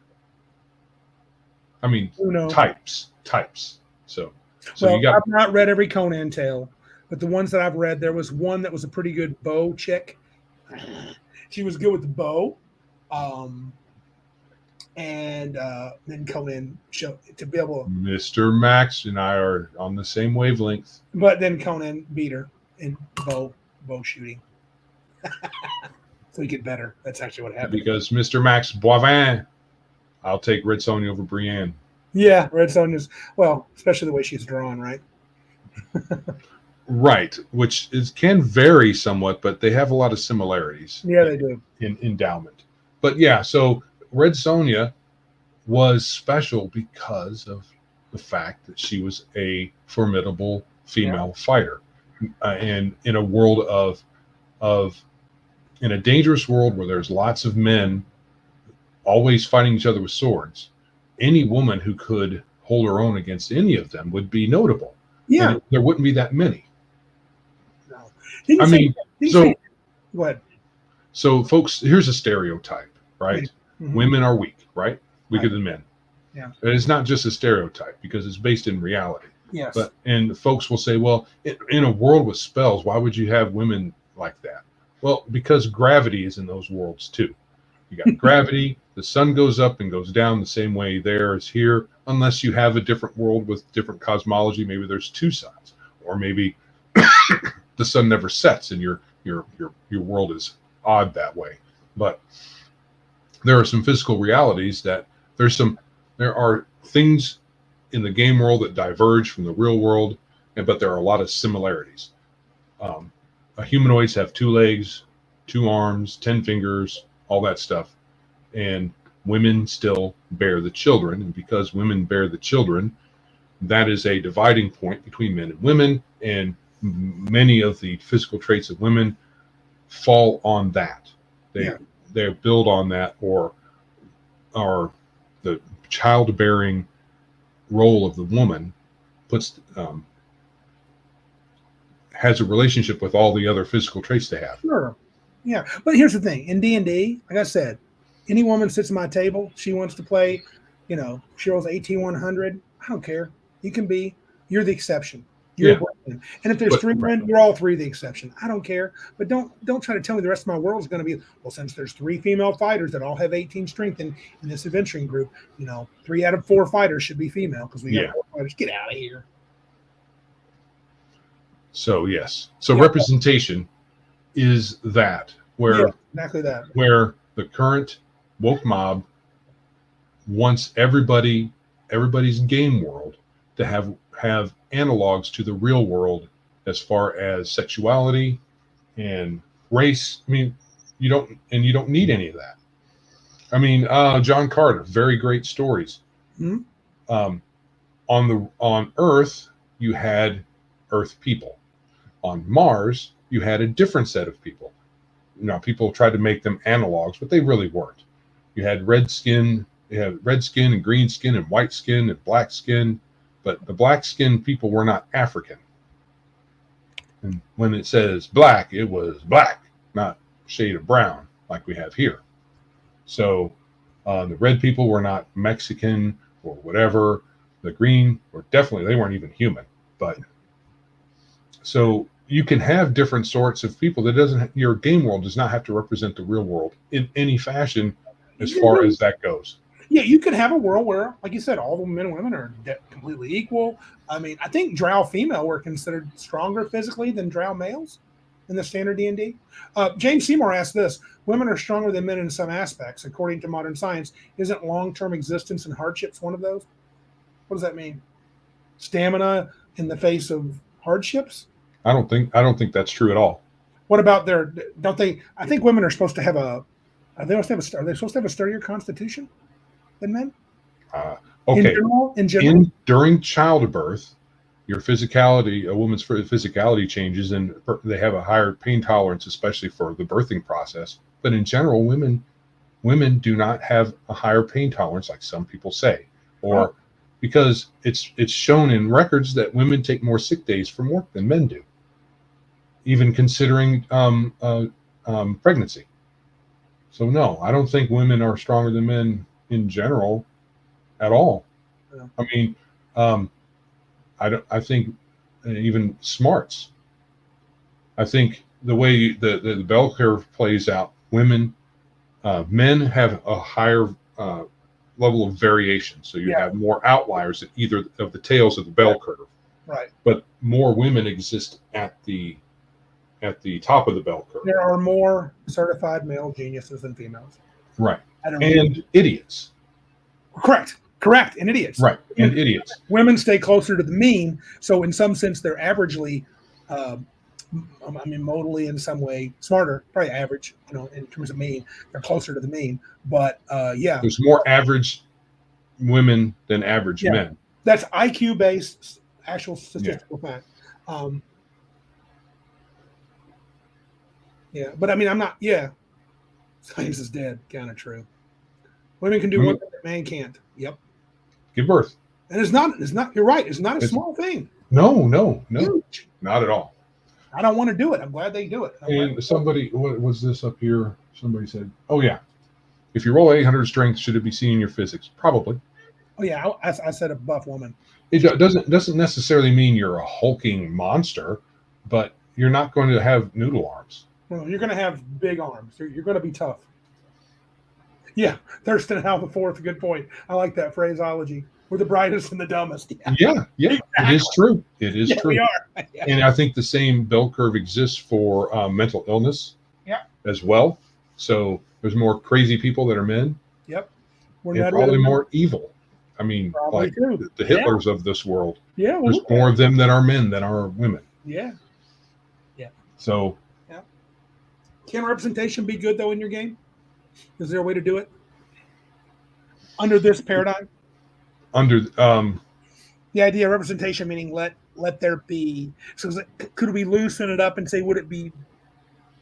If I've threatened to do this, and I've tried to talk Patrick into it, but he won't, because I don't want to get his game company in trouble. But I've told you that I've wanted to create. This is hate me if you want. I don't care. I wanted to create a world where there was no homosexuality, and part of it's just out of spite, meaning that can I play a gay character? Because generally speaking, I don't care if you play a gay character. I mean, when I say I don't care, it has no bearing on the game. Do what you want. Think of your character if you want. Keep it to yourself, unless you just want to say, "Hey, I sleep with that dude." I'm like, whatever, fine, move along. Next fight, or whatever we're gonna do. It doesn't mean anything to me. Same with the guy. I want to sleep with the waitress, whatever. So unless I want to, turn her into a succubus, I might do that, or an incubus in the case of the gay guy. But the point is this: I wanted to, out of sheer frustration, I wanted to just build a world and have no gay people. Meaning, it's not a thing. It's not going to happen. It can't happen. It's never been conceived of. How well would that go over? Well, at your table, it wouldn't be an issue. No, what if I published it? I probably couldn't publish it. I guarantee you, if Venture gets stuff taken down for having a villain that actually kills babies, and then I would have no way to publish it. Yeah, it would probably depend on how you stated it. I mean, if none of the characters listed in your game, there was no indication of any of them being gay, that's one thing. But if you say, if you have in big bold letters in the lore of the game, no gays, that's different. Yeah. But it doesn't mean you can't publish it. It just means you'd have to self-publish it, and we'd have to sell it on Biggest Geekus, and someone would find the server and blow it up probably. So just wondering. I was gonna do it. So I think representation in the current understanding of it, I don't see a good way of doing that. It's good for the folks who want it. Yes. Okay. Yep. If you want to just have your typical medieval fantasy or sword and sorcery type world where there's whatever there is, and you decide that either randomly or you pick up something that's published and you just run with that, and you don't worry about any particular type of person being represented. Mm-hmm. I don't think representation is something that needs to even come up. Yeah, to me, there's no need for it. No, because the purpose of the game isn't representation. The purpose of the game is to have fun. And if I want to have a villain that happens to be, or a hero that happens to be a gender fluid halfling, I can do it if I want to, but I'm not going to do it because it needs to be there. Right. It's going to do it because maybe I want it to serve the story. Any similarity to groups or peoples in the real world that happens to be in your game world is just something that you do. Yep. You have decided that it's good for the story at the time, but you don't set out to say, okay, the demographics of this world are evenly spaced between all different races and evenly spaced between all different sexualities, because that's what people think it should be. 0.6% are trans men, 0.3% are this. Yeah, exactly. No, you don't do that. No, I mean, unless you want to. I just don't see the point of it. When you're battling the forces of darkness, who cares who's next to you? Who cares who you're sleeping with? Yeah. Yeah, dude. Yeah, can you cast that spell, homie? Then you're my partner. And the lich rolls up. You're not going to ask him what his sexuality is. Don't care what it was. No. I think he can get too much into the sex. Well, no, he's permanently got a boner. Sweet, dude. So we're basically saying that this stuff is poop. Representation, worrying about stereotyping, inclusivity. That's true. Legion nailed it. I don't know. Trans something. They are. They are persons of indefinite gender or sex. If they're both male and female at the same time, would they be binary? No. What's the title to that? That's one way to use that word, but I think if they're both, that's a different word for that. Okay. Oh, that's the hermaphrodite, right? Yeah. Is that the word? That's the word. I wasn't thinking genitalia, but yeah, true. Strangely enough, I was not thinking genitalia. How weird is that? You were just thinking in their head, in their mind. Yes. Indeterminate gender, yeah. But yeah, true. L's are that, but not necessarily. Delicious phylactery is a severed ding. Oh. Ding ding. Get the phylactery. I'm not getting the phylactery. I'm not touching that. Oh yeah. Oh, here we go. Bruce got me the correct word. Intersex. Well, intersex. Is that the proper? Well, I guess hermaphrodites are considered intersex, but intersex isn't just limited to that. Sounds too complicated. Yeah, who cares? Especially for like a tiny percent of anybody. Green apple. I'm not sure we can. Oh, Joe's showing it. He's brave. The cork of Vecna. We're all inclusive here. We are. The cock of Vecna. So who's going to cut theirs off to get the truth? You found the relic. It's there in the phylactery. The only way you can use it is if you cut yours off. Now, who's going to do it? It's there in the phylactery. I tell you what, back in the day, if it was a relic artifact with powers, there'd be a lot of penisless characters in it. Who's the first to cut their wiener off? I mean, there was a Knights of the Dinner Table episode where they had the head of Vecna, the actual head. Mr. Blavan, is it bigger than mine? Well, it's a relic. Think about it. It would be shriveled, though, you would think. I mean, it could be well preserved. Wait a minute, I'm confused. Thurston Hell IV just got off Legion's channel to catch Biggest Live. Little did I know that Max did too. Oh, Max. So he's been going back and forth between his show and ours? Ah, look at that. Look at that. I feel honored. Or maybe Max is able to be in two places at once. It's someone's Schwartz. Is your Schwartz as big as mine? Right. That's a movie reference. Yes, it is. You know, when I first saw that, I didn't like that movie that much. But I really like it. It's a little bit on the extra cheesy Mel Brooks side. Yeah. I like Rick Moranis, though. I miss that guy. Too bad he hasn't been in movies too much. I know he's supposed to be back on something. Some Honey, I Shrunk the Kids for the third time or something. Oh, Max isn't streaming today. Okay. Oh, yes. Well, all right. I think we've given the answer. So whoever is concerned about stereotyping, yes, do it in your campaign.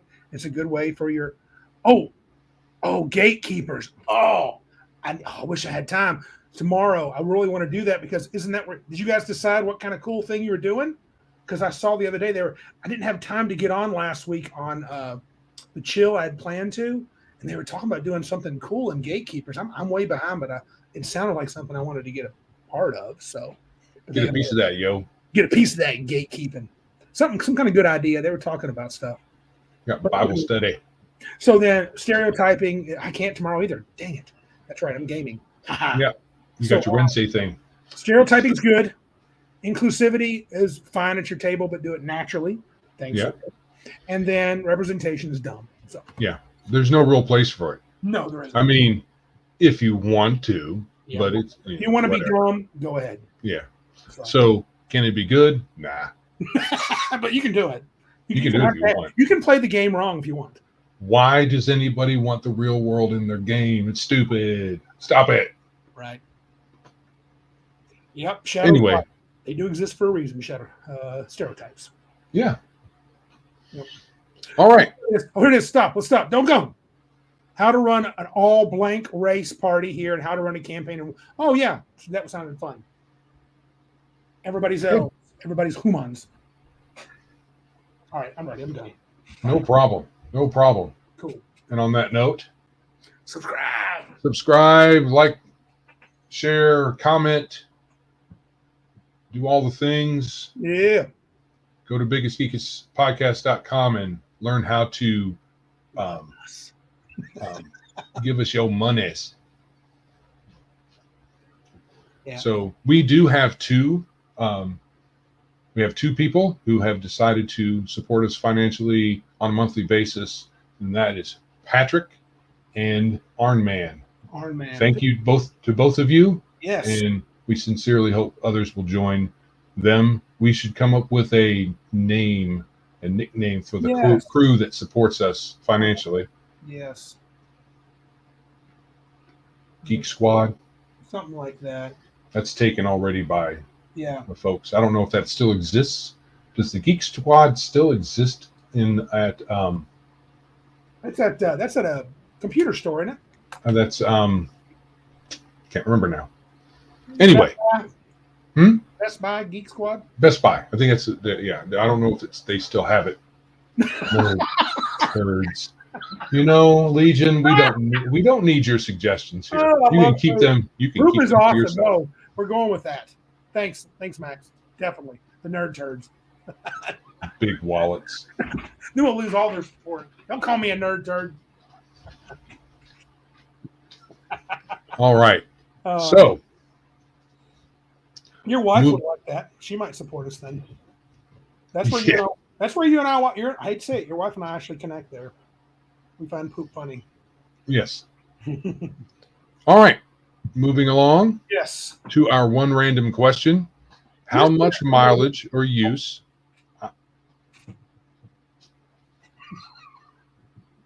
Always trying to usurp my authority. Anyway, one random question: how much use or mileage do you get out of good monsters in D&D? Yeah.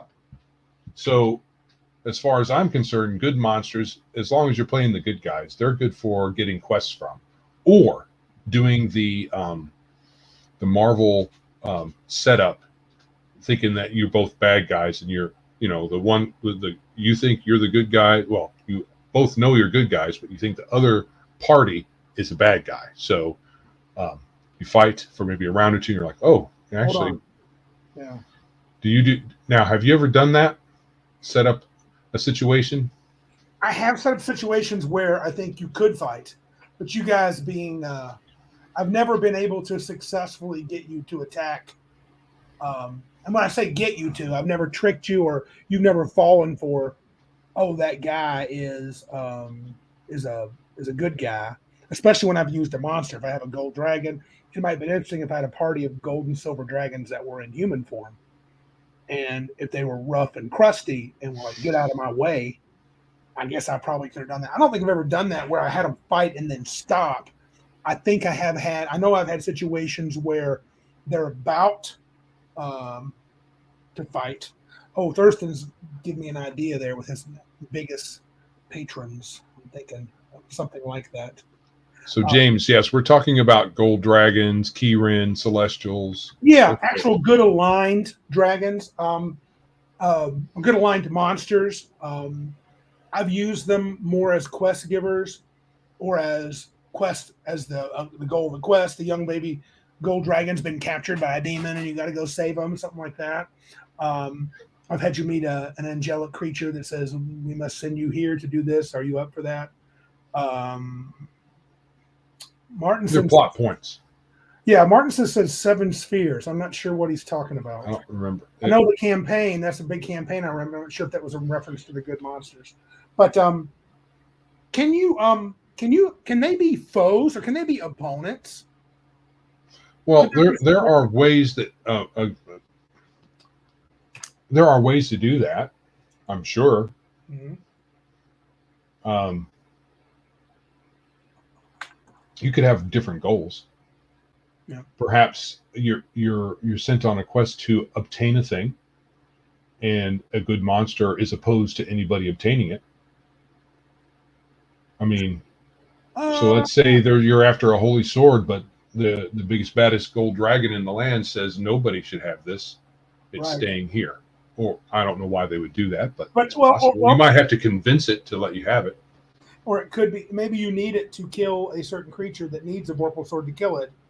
and the dragon at first is like no, and so you either fighting him or he's trying to thwart you. Maybe he's not directly fighting you, but he's putting obstacles in your way, and then you Mhm. have to talk with him, and you're like, look, we need this to beat this creature, and he goes, okay, but it has to come back to my lair. I was told by Zeus that I must guard this for eternity. So yeah. Oh, Martinson says, a long discussion. I won't go into it. How you wanted to work with the Voidwalkers? Yeah, initially they were meant to be. I thought they were going to be good guys in the campaign. You guys changed that. So No, your wife changed that. no, that was well before that. But that was. Oh, that was before the diplomacy. Yeah. They just. I tried. They just wouldn't have anything to do with them. They were Oh. like a, and so I think maybe I made them sound too uh, um, too, I don't know, edgy. I think you have to be careful though. I think with good aligned characters and stuff, I always have an issue when people. I mean, I can play a jerk paladin pretty well, and usually players, because they'll know, oh, he's a paladin, and so they'll be like, he's just a jerk, ignore him. But they're not going to attack him. I mean, it's rare that they're going to attack him. I think it'd be fun though. I mean, I've heard the idea of imagine two good countries at war, but I think in a D&D world where good is, in my mind, altruistic, it's hard for me to imagine a good character not being altruistic, whether you're lawful, neutral, or chaotic. Means nothing to me. Right. So usually having good forces opposed is usually out of a misunderstanding, right, or stubbornness. Mm-hmm. So those things are role play. You could role play those things out. Those are things you could definitely have in a campaign, but and then you could work those out through role play or whatever. Yeah. But then you refocus and you set the good guys against the bad guys like it should be. Yeah, I think it is best to go that route. The Captain America, Iron Man, Thor meets for the first time in the MCU, have that sort of thing, or be a quest giver, or maybe change its focus. Oh, thank you, Thurston Hal the Fourth. We appreciate that. I've reminded people twice, and we've had as many as 16. Wow. If the numbers are to be believed. Mm-hmm. We believe them. We believe everything. Yeah. But I guess I've always pondered though, because I remember in the old days I would look at the gold dragon and I'd be like, man. Remember the description of Bahamut, right? The old man with the 7 canaries flying around his head. He was the platinum dragon. They were all 7 ancient, great, gold dragons. And I was like, man, I want the characters to attack him. That was back when I wanted to murder you guys. Yeah. All the time. Or our Solar.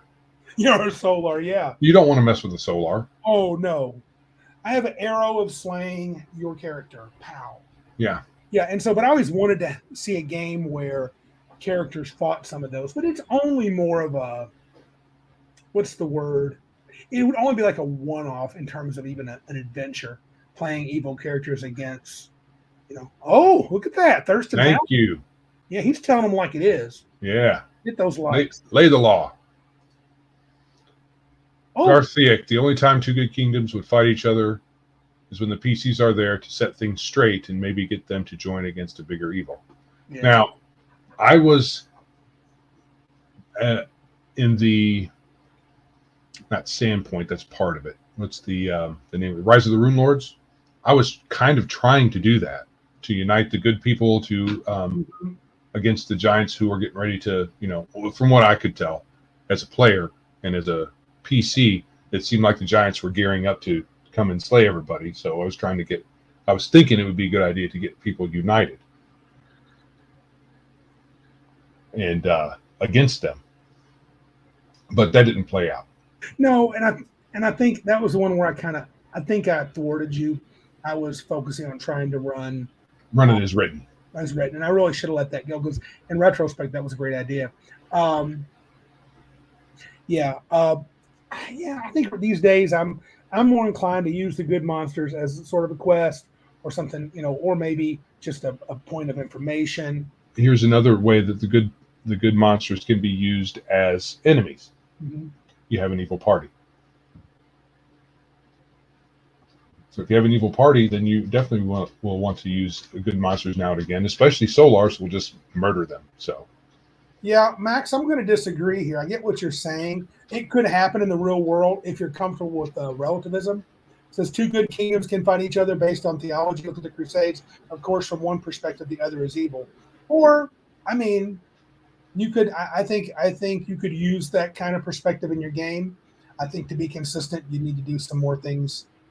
If you're going to go with that, then alignment's moral. That's more morally relative there. Yeah, and honestly, I'm not a big fan of alignment. I mean, I'm okay with it, but I can play. And I've played many games, hundreds of games, without it. And I've brought that into the game, but I do find the older I get, the more fun it is to keep things mostly like it is. I mean, we could talk about the Crusades and how one was doing it wrong according to their theology, and the other one's doing it right according to their theology. Yes, we could. I mean, Christ taught people to do love your enemy, not stick swords in them. So yeah, so you're hard pressed to say that was Christ-like. Yeah. So the Christian. Yeah, they still called themselves a Christian nation and still did that stuff. So yeah. And I'm not saying that all the Crusades were evil, because there were a couple that had to happen. There were some problems, and I'm not saying they had to happen from the Christian perspective. I'm thinking maybe Western civilization had to do it, or there'd have been problems. But I mean, yeah, as a Christian, you're hard pressed to say, yeah, I think I should go kill people. So, but anyway, off topic. So, anything else you want to say about? James Seymour, anybody know of a full-size AD&D Player's Handbook Demon Idol for 28mm figs? They have kind of a vanity version of that for a decoration. It's not really suitable for I think it's a dice table play. Tower. It's a dice tower. And our buddy Patrick has it. He was on here. He could tell you he had to hollow out one of the ends of the tunnel. We're already talking about it. Yeah, thanks, Bruce. And he said he had to hollow one of the ends out because the D20 wouldn't roll all the way through it.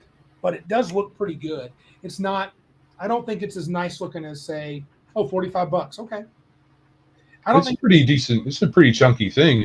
That's not a bad price for it. No, it's almost 9-10 inches tall, maybe. Is it to scale though? Yeah, I don't know.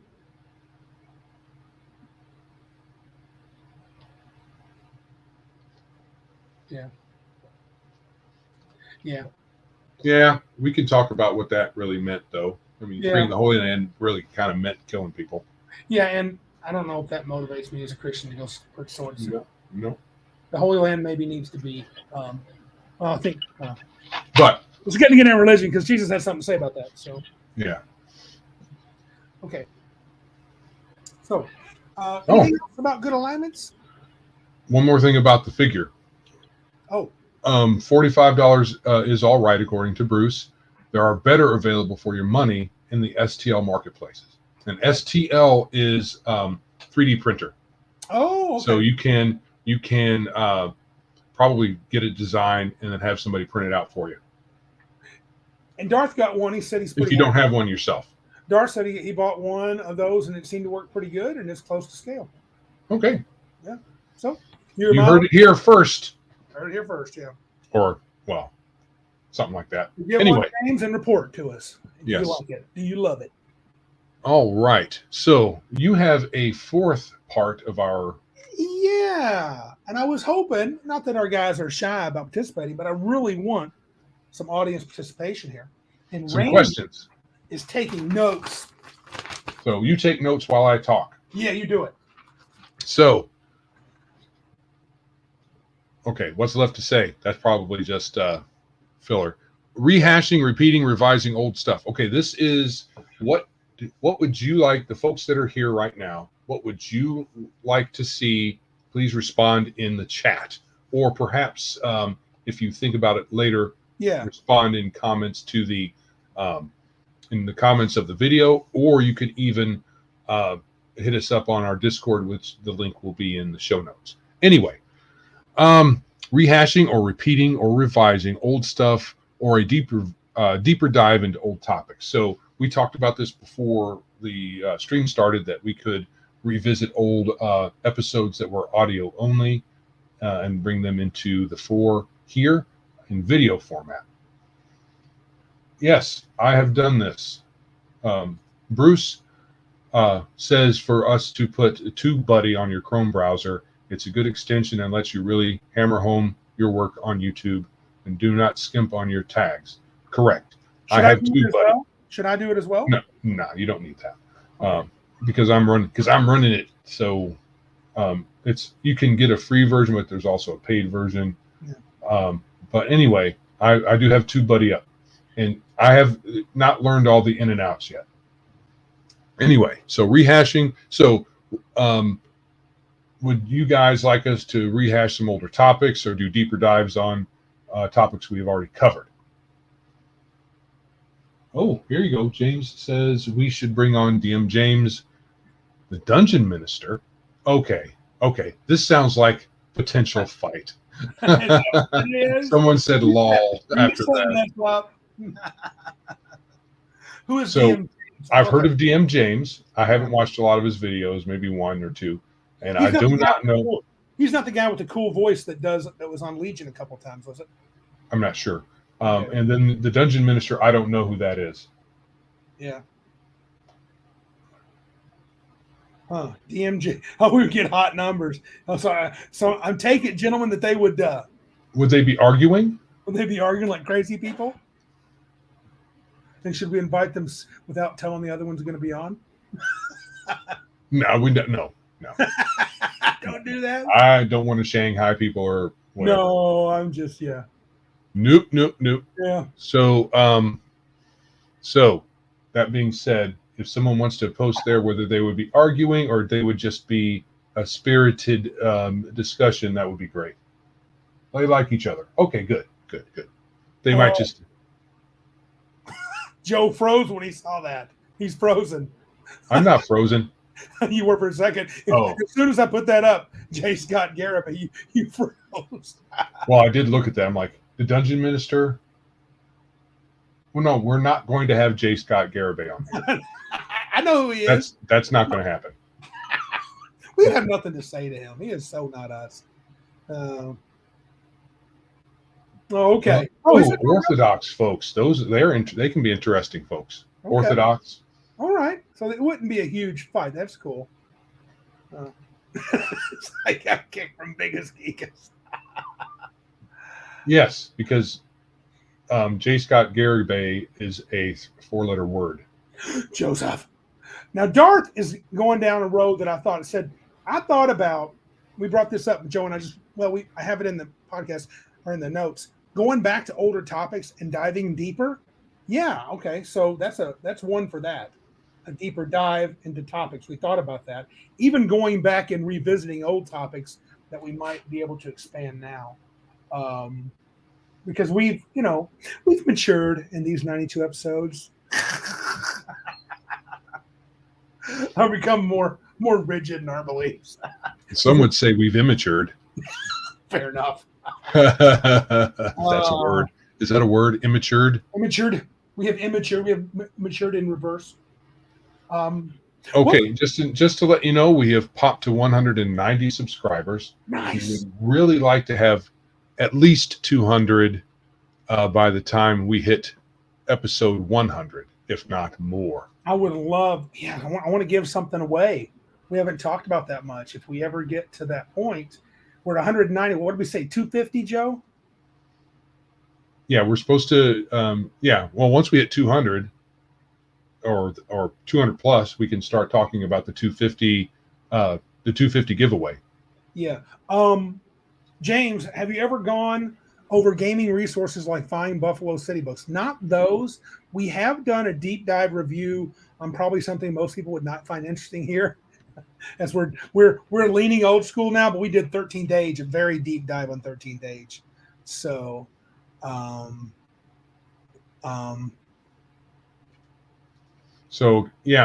after we did our stream last week, Bruce did his, and I popped in for a little while. Oh, cool. He said he had 18 on stream at one time. And you are very welcome, Bruce. Anytime we can scratch your back. Yeah. James, a question for James. Go ahead. Finish up Bruce's. I'll ask him privately. All right. So next, evergreen topics. So there's topics that we could consider bringing up over and over again. Will one of them be GM advice? And actually, we have a GM advice type episode coming up, don't we? What's next week? Good question. You said you already have the. I've done it already. I don't. Give me a moment. Let me see. I don't know how to count moments. That's not a real time measure. What are you? English? That sounds some kind of like yeah. Well, metric thing. Next week's going to be lessons that we've learned in the hobby that we played. Things we wish we knew earlier that we know now. Oh, that sounds fairly GM advicey. It's very advicey, yeah. So wondering if that's an interesting thing because nobody here's noobs. We all have opinions on things, but we can all steel sharpens steel. It sure does. Oh, dude, I tell you what, Max Boivin, he's starting. He wants to cause trouble. I tell you what, though, I want combat wheelchair. No, I want to do alignments, dude. I really do. Yeah, we've done one before, but I'm not a huge fan of alignments, but I also understand. I see their utility. So, yeah. How about what is law? How about what is a paladin? Should we have 74 paladins? No. Oh, Joe, dude, Darth is reading our mind. Look, you brought this up to me, Joe. I don't know your use of pre-made adventures, which I do, but could you also talk about some of them and give advice on running it? Yeah, that's something we talked about, as well as being aids. What did I bring up?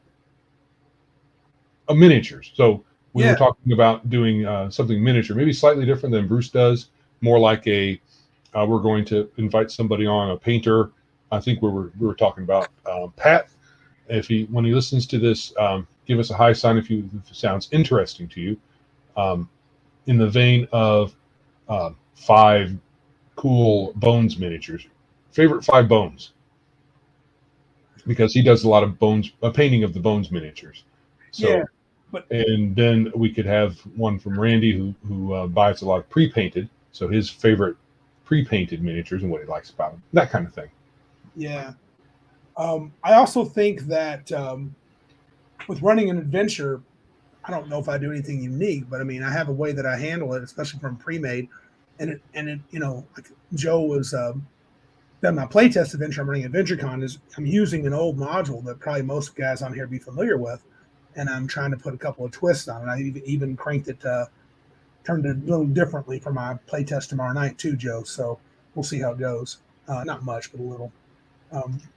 Right. If we have an adventure we can do that with, sure. If Randy has run it and I've played in it, yeah. Well, we could do that with Against the Giants. Or, if we're talking old school adventures, sure. Because we hit all the big ones. I don't think we did the Pharaoh series or the Slave Lords, but we did Against the Giants. We did Keep on the Borderlands. We did Temple of Elemental Evil. We even did The Land Beyond the Magic Mirror and the sequel, which was kind of, I didn't care for it much, but it's been a long time. Maybe I don't remember that one very well. Yeah. I used the one where you the looking glass and do the whole Alice thing. So how about some how-to videos? So next week is, well, this was kind of I was trying to come up with a how-to, and I thought how to use stereotypes. So any how-tos you can think of would be great for us to talk about. Build a PC. I don't know how useful that is. Role play, how to role play. I mean, a lot of people talk about that. And I tried watching Ginny D, and I think her giving advice is kind of hilarious. But I don't know Ginny D. Ginny D, blue-haired idiot on YouTube. So, right. So how-tos. What can we do as how-tos? We've been playing this game for a long time. We could probably, it's hard to think. I tried to sit and think about what kind of how-to I could give. Yeah. But so great. Oh, I did come up with a good one. I thought. Yeah. Good one would be how does Randy prep? Oh, okay. So how to prep for your game from Randy, who's like Mr. Prep.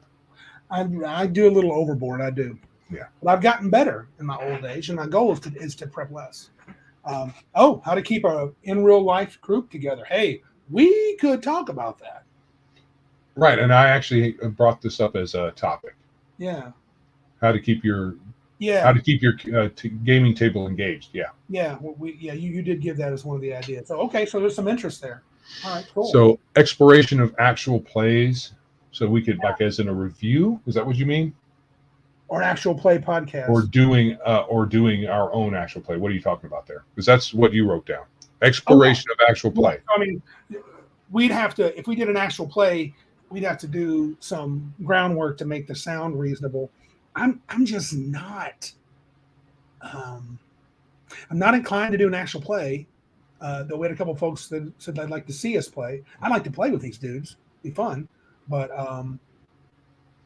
I mean, are you talking about running one or doing one or watching? Yeah, or doing some review? Us doing one. I could run. I could be the GM, or Patrick could be the GM, or you could be the GM, whoever. But I don't know if that's something that seems like a bigger undertaking than what we'd like to do. I think. Are you guys enjoying how we chat with you guys? I mean, because to me, that's become a bigger part of the podcast, is us chatting with these folks here, and I've truly I love that part of it. I hope it's engaging. It's kind of like, chatting, arguing, debating with friends, and I love that. So, right. So, should we consider ourselves entertainment? Yeah, I'm not sure. Yeah, I'm not sure if we are. Oh, hey, Cal. Cal's in the house. All right. Low Cal.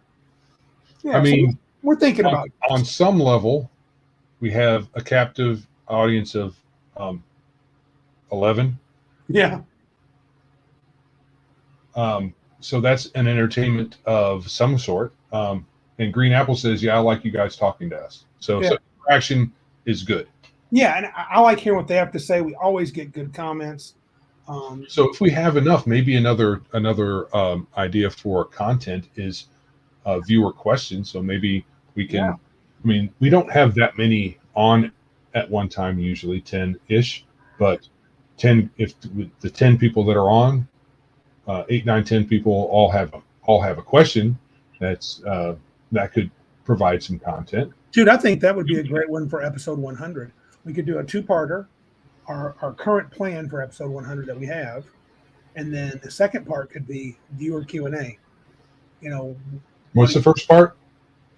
We talked about before us doing kind of a retrospective of how our beliefs and thoughts have changed about D&D from when we first rolled dice at 13 to us rolling dice now at 55. And it'd be fun to, like I said, them ask us questions is weird because they ask us questions all the time and we try to respond. So, I don't know, but it might be a fun thing. Is there anything to ask us? They're going to ask us some dumb stuff and put us on the spot. So it'll be fun. Make us look dumb. Finding more players / hostages is important. Yeah, sometimes you got to time down. Oh, Iron Man. Hey, one of our backers. Cool. He's going to join us soon. Can't wait. All right. That's great. Yeah. All right. Cool. Okay. Anything else? Anything from chat? Any final thoughts you want us to address before we sign off? Yes. We are at a little over 2 hours. Yeah. We wanted to pick your brains because I wasn't feeling lack of topic, but I felt like we were going to we're starting to circle back to old ideas, and that's fine because I love hearing ourselves talk. Well, sometimes repetition is good. It all depends. I mean, if we make it interesting. Can fine tune our thoughts. So, yeah, I'm with you, Cal.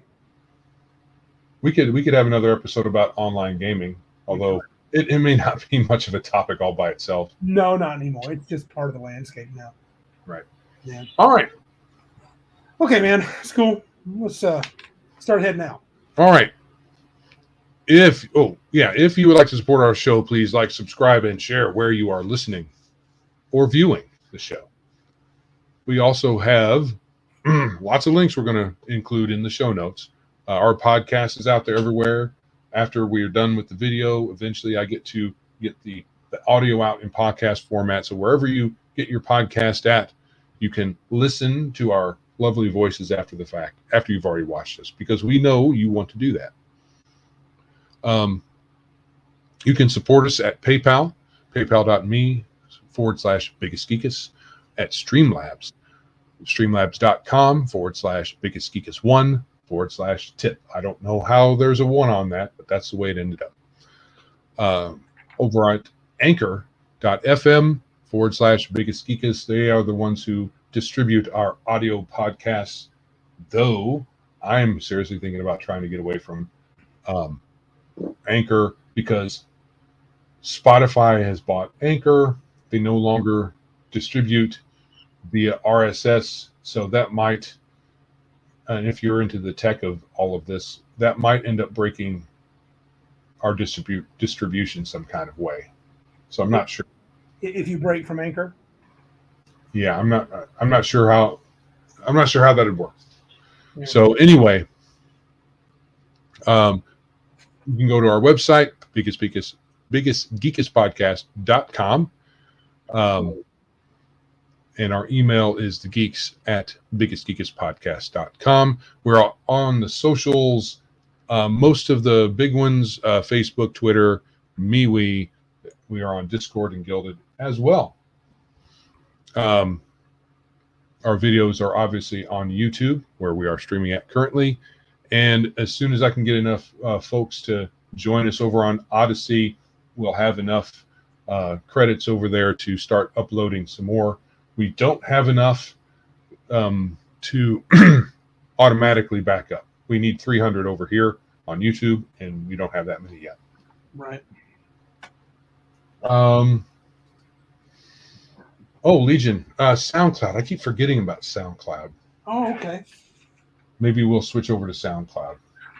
Okay, so let me know how Distribution. I mean, honestly, if we could get enough backers, I would like to just do our own thing.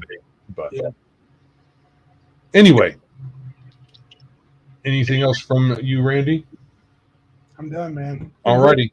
Everybody, thanks for coming out. Yes. Once again, yes. Thanks for coming out and participating and sharing 2 hours with us. That's really cool. Yep. With all of that, this is Joe. And I'm Randy. And remember, if you can't be big like us, then be geek.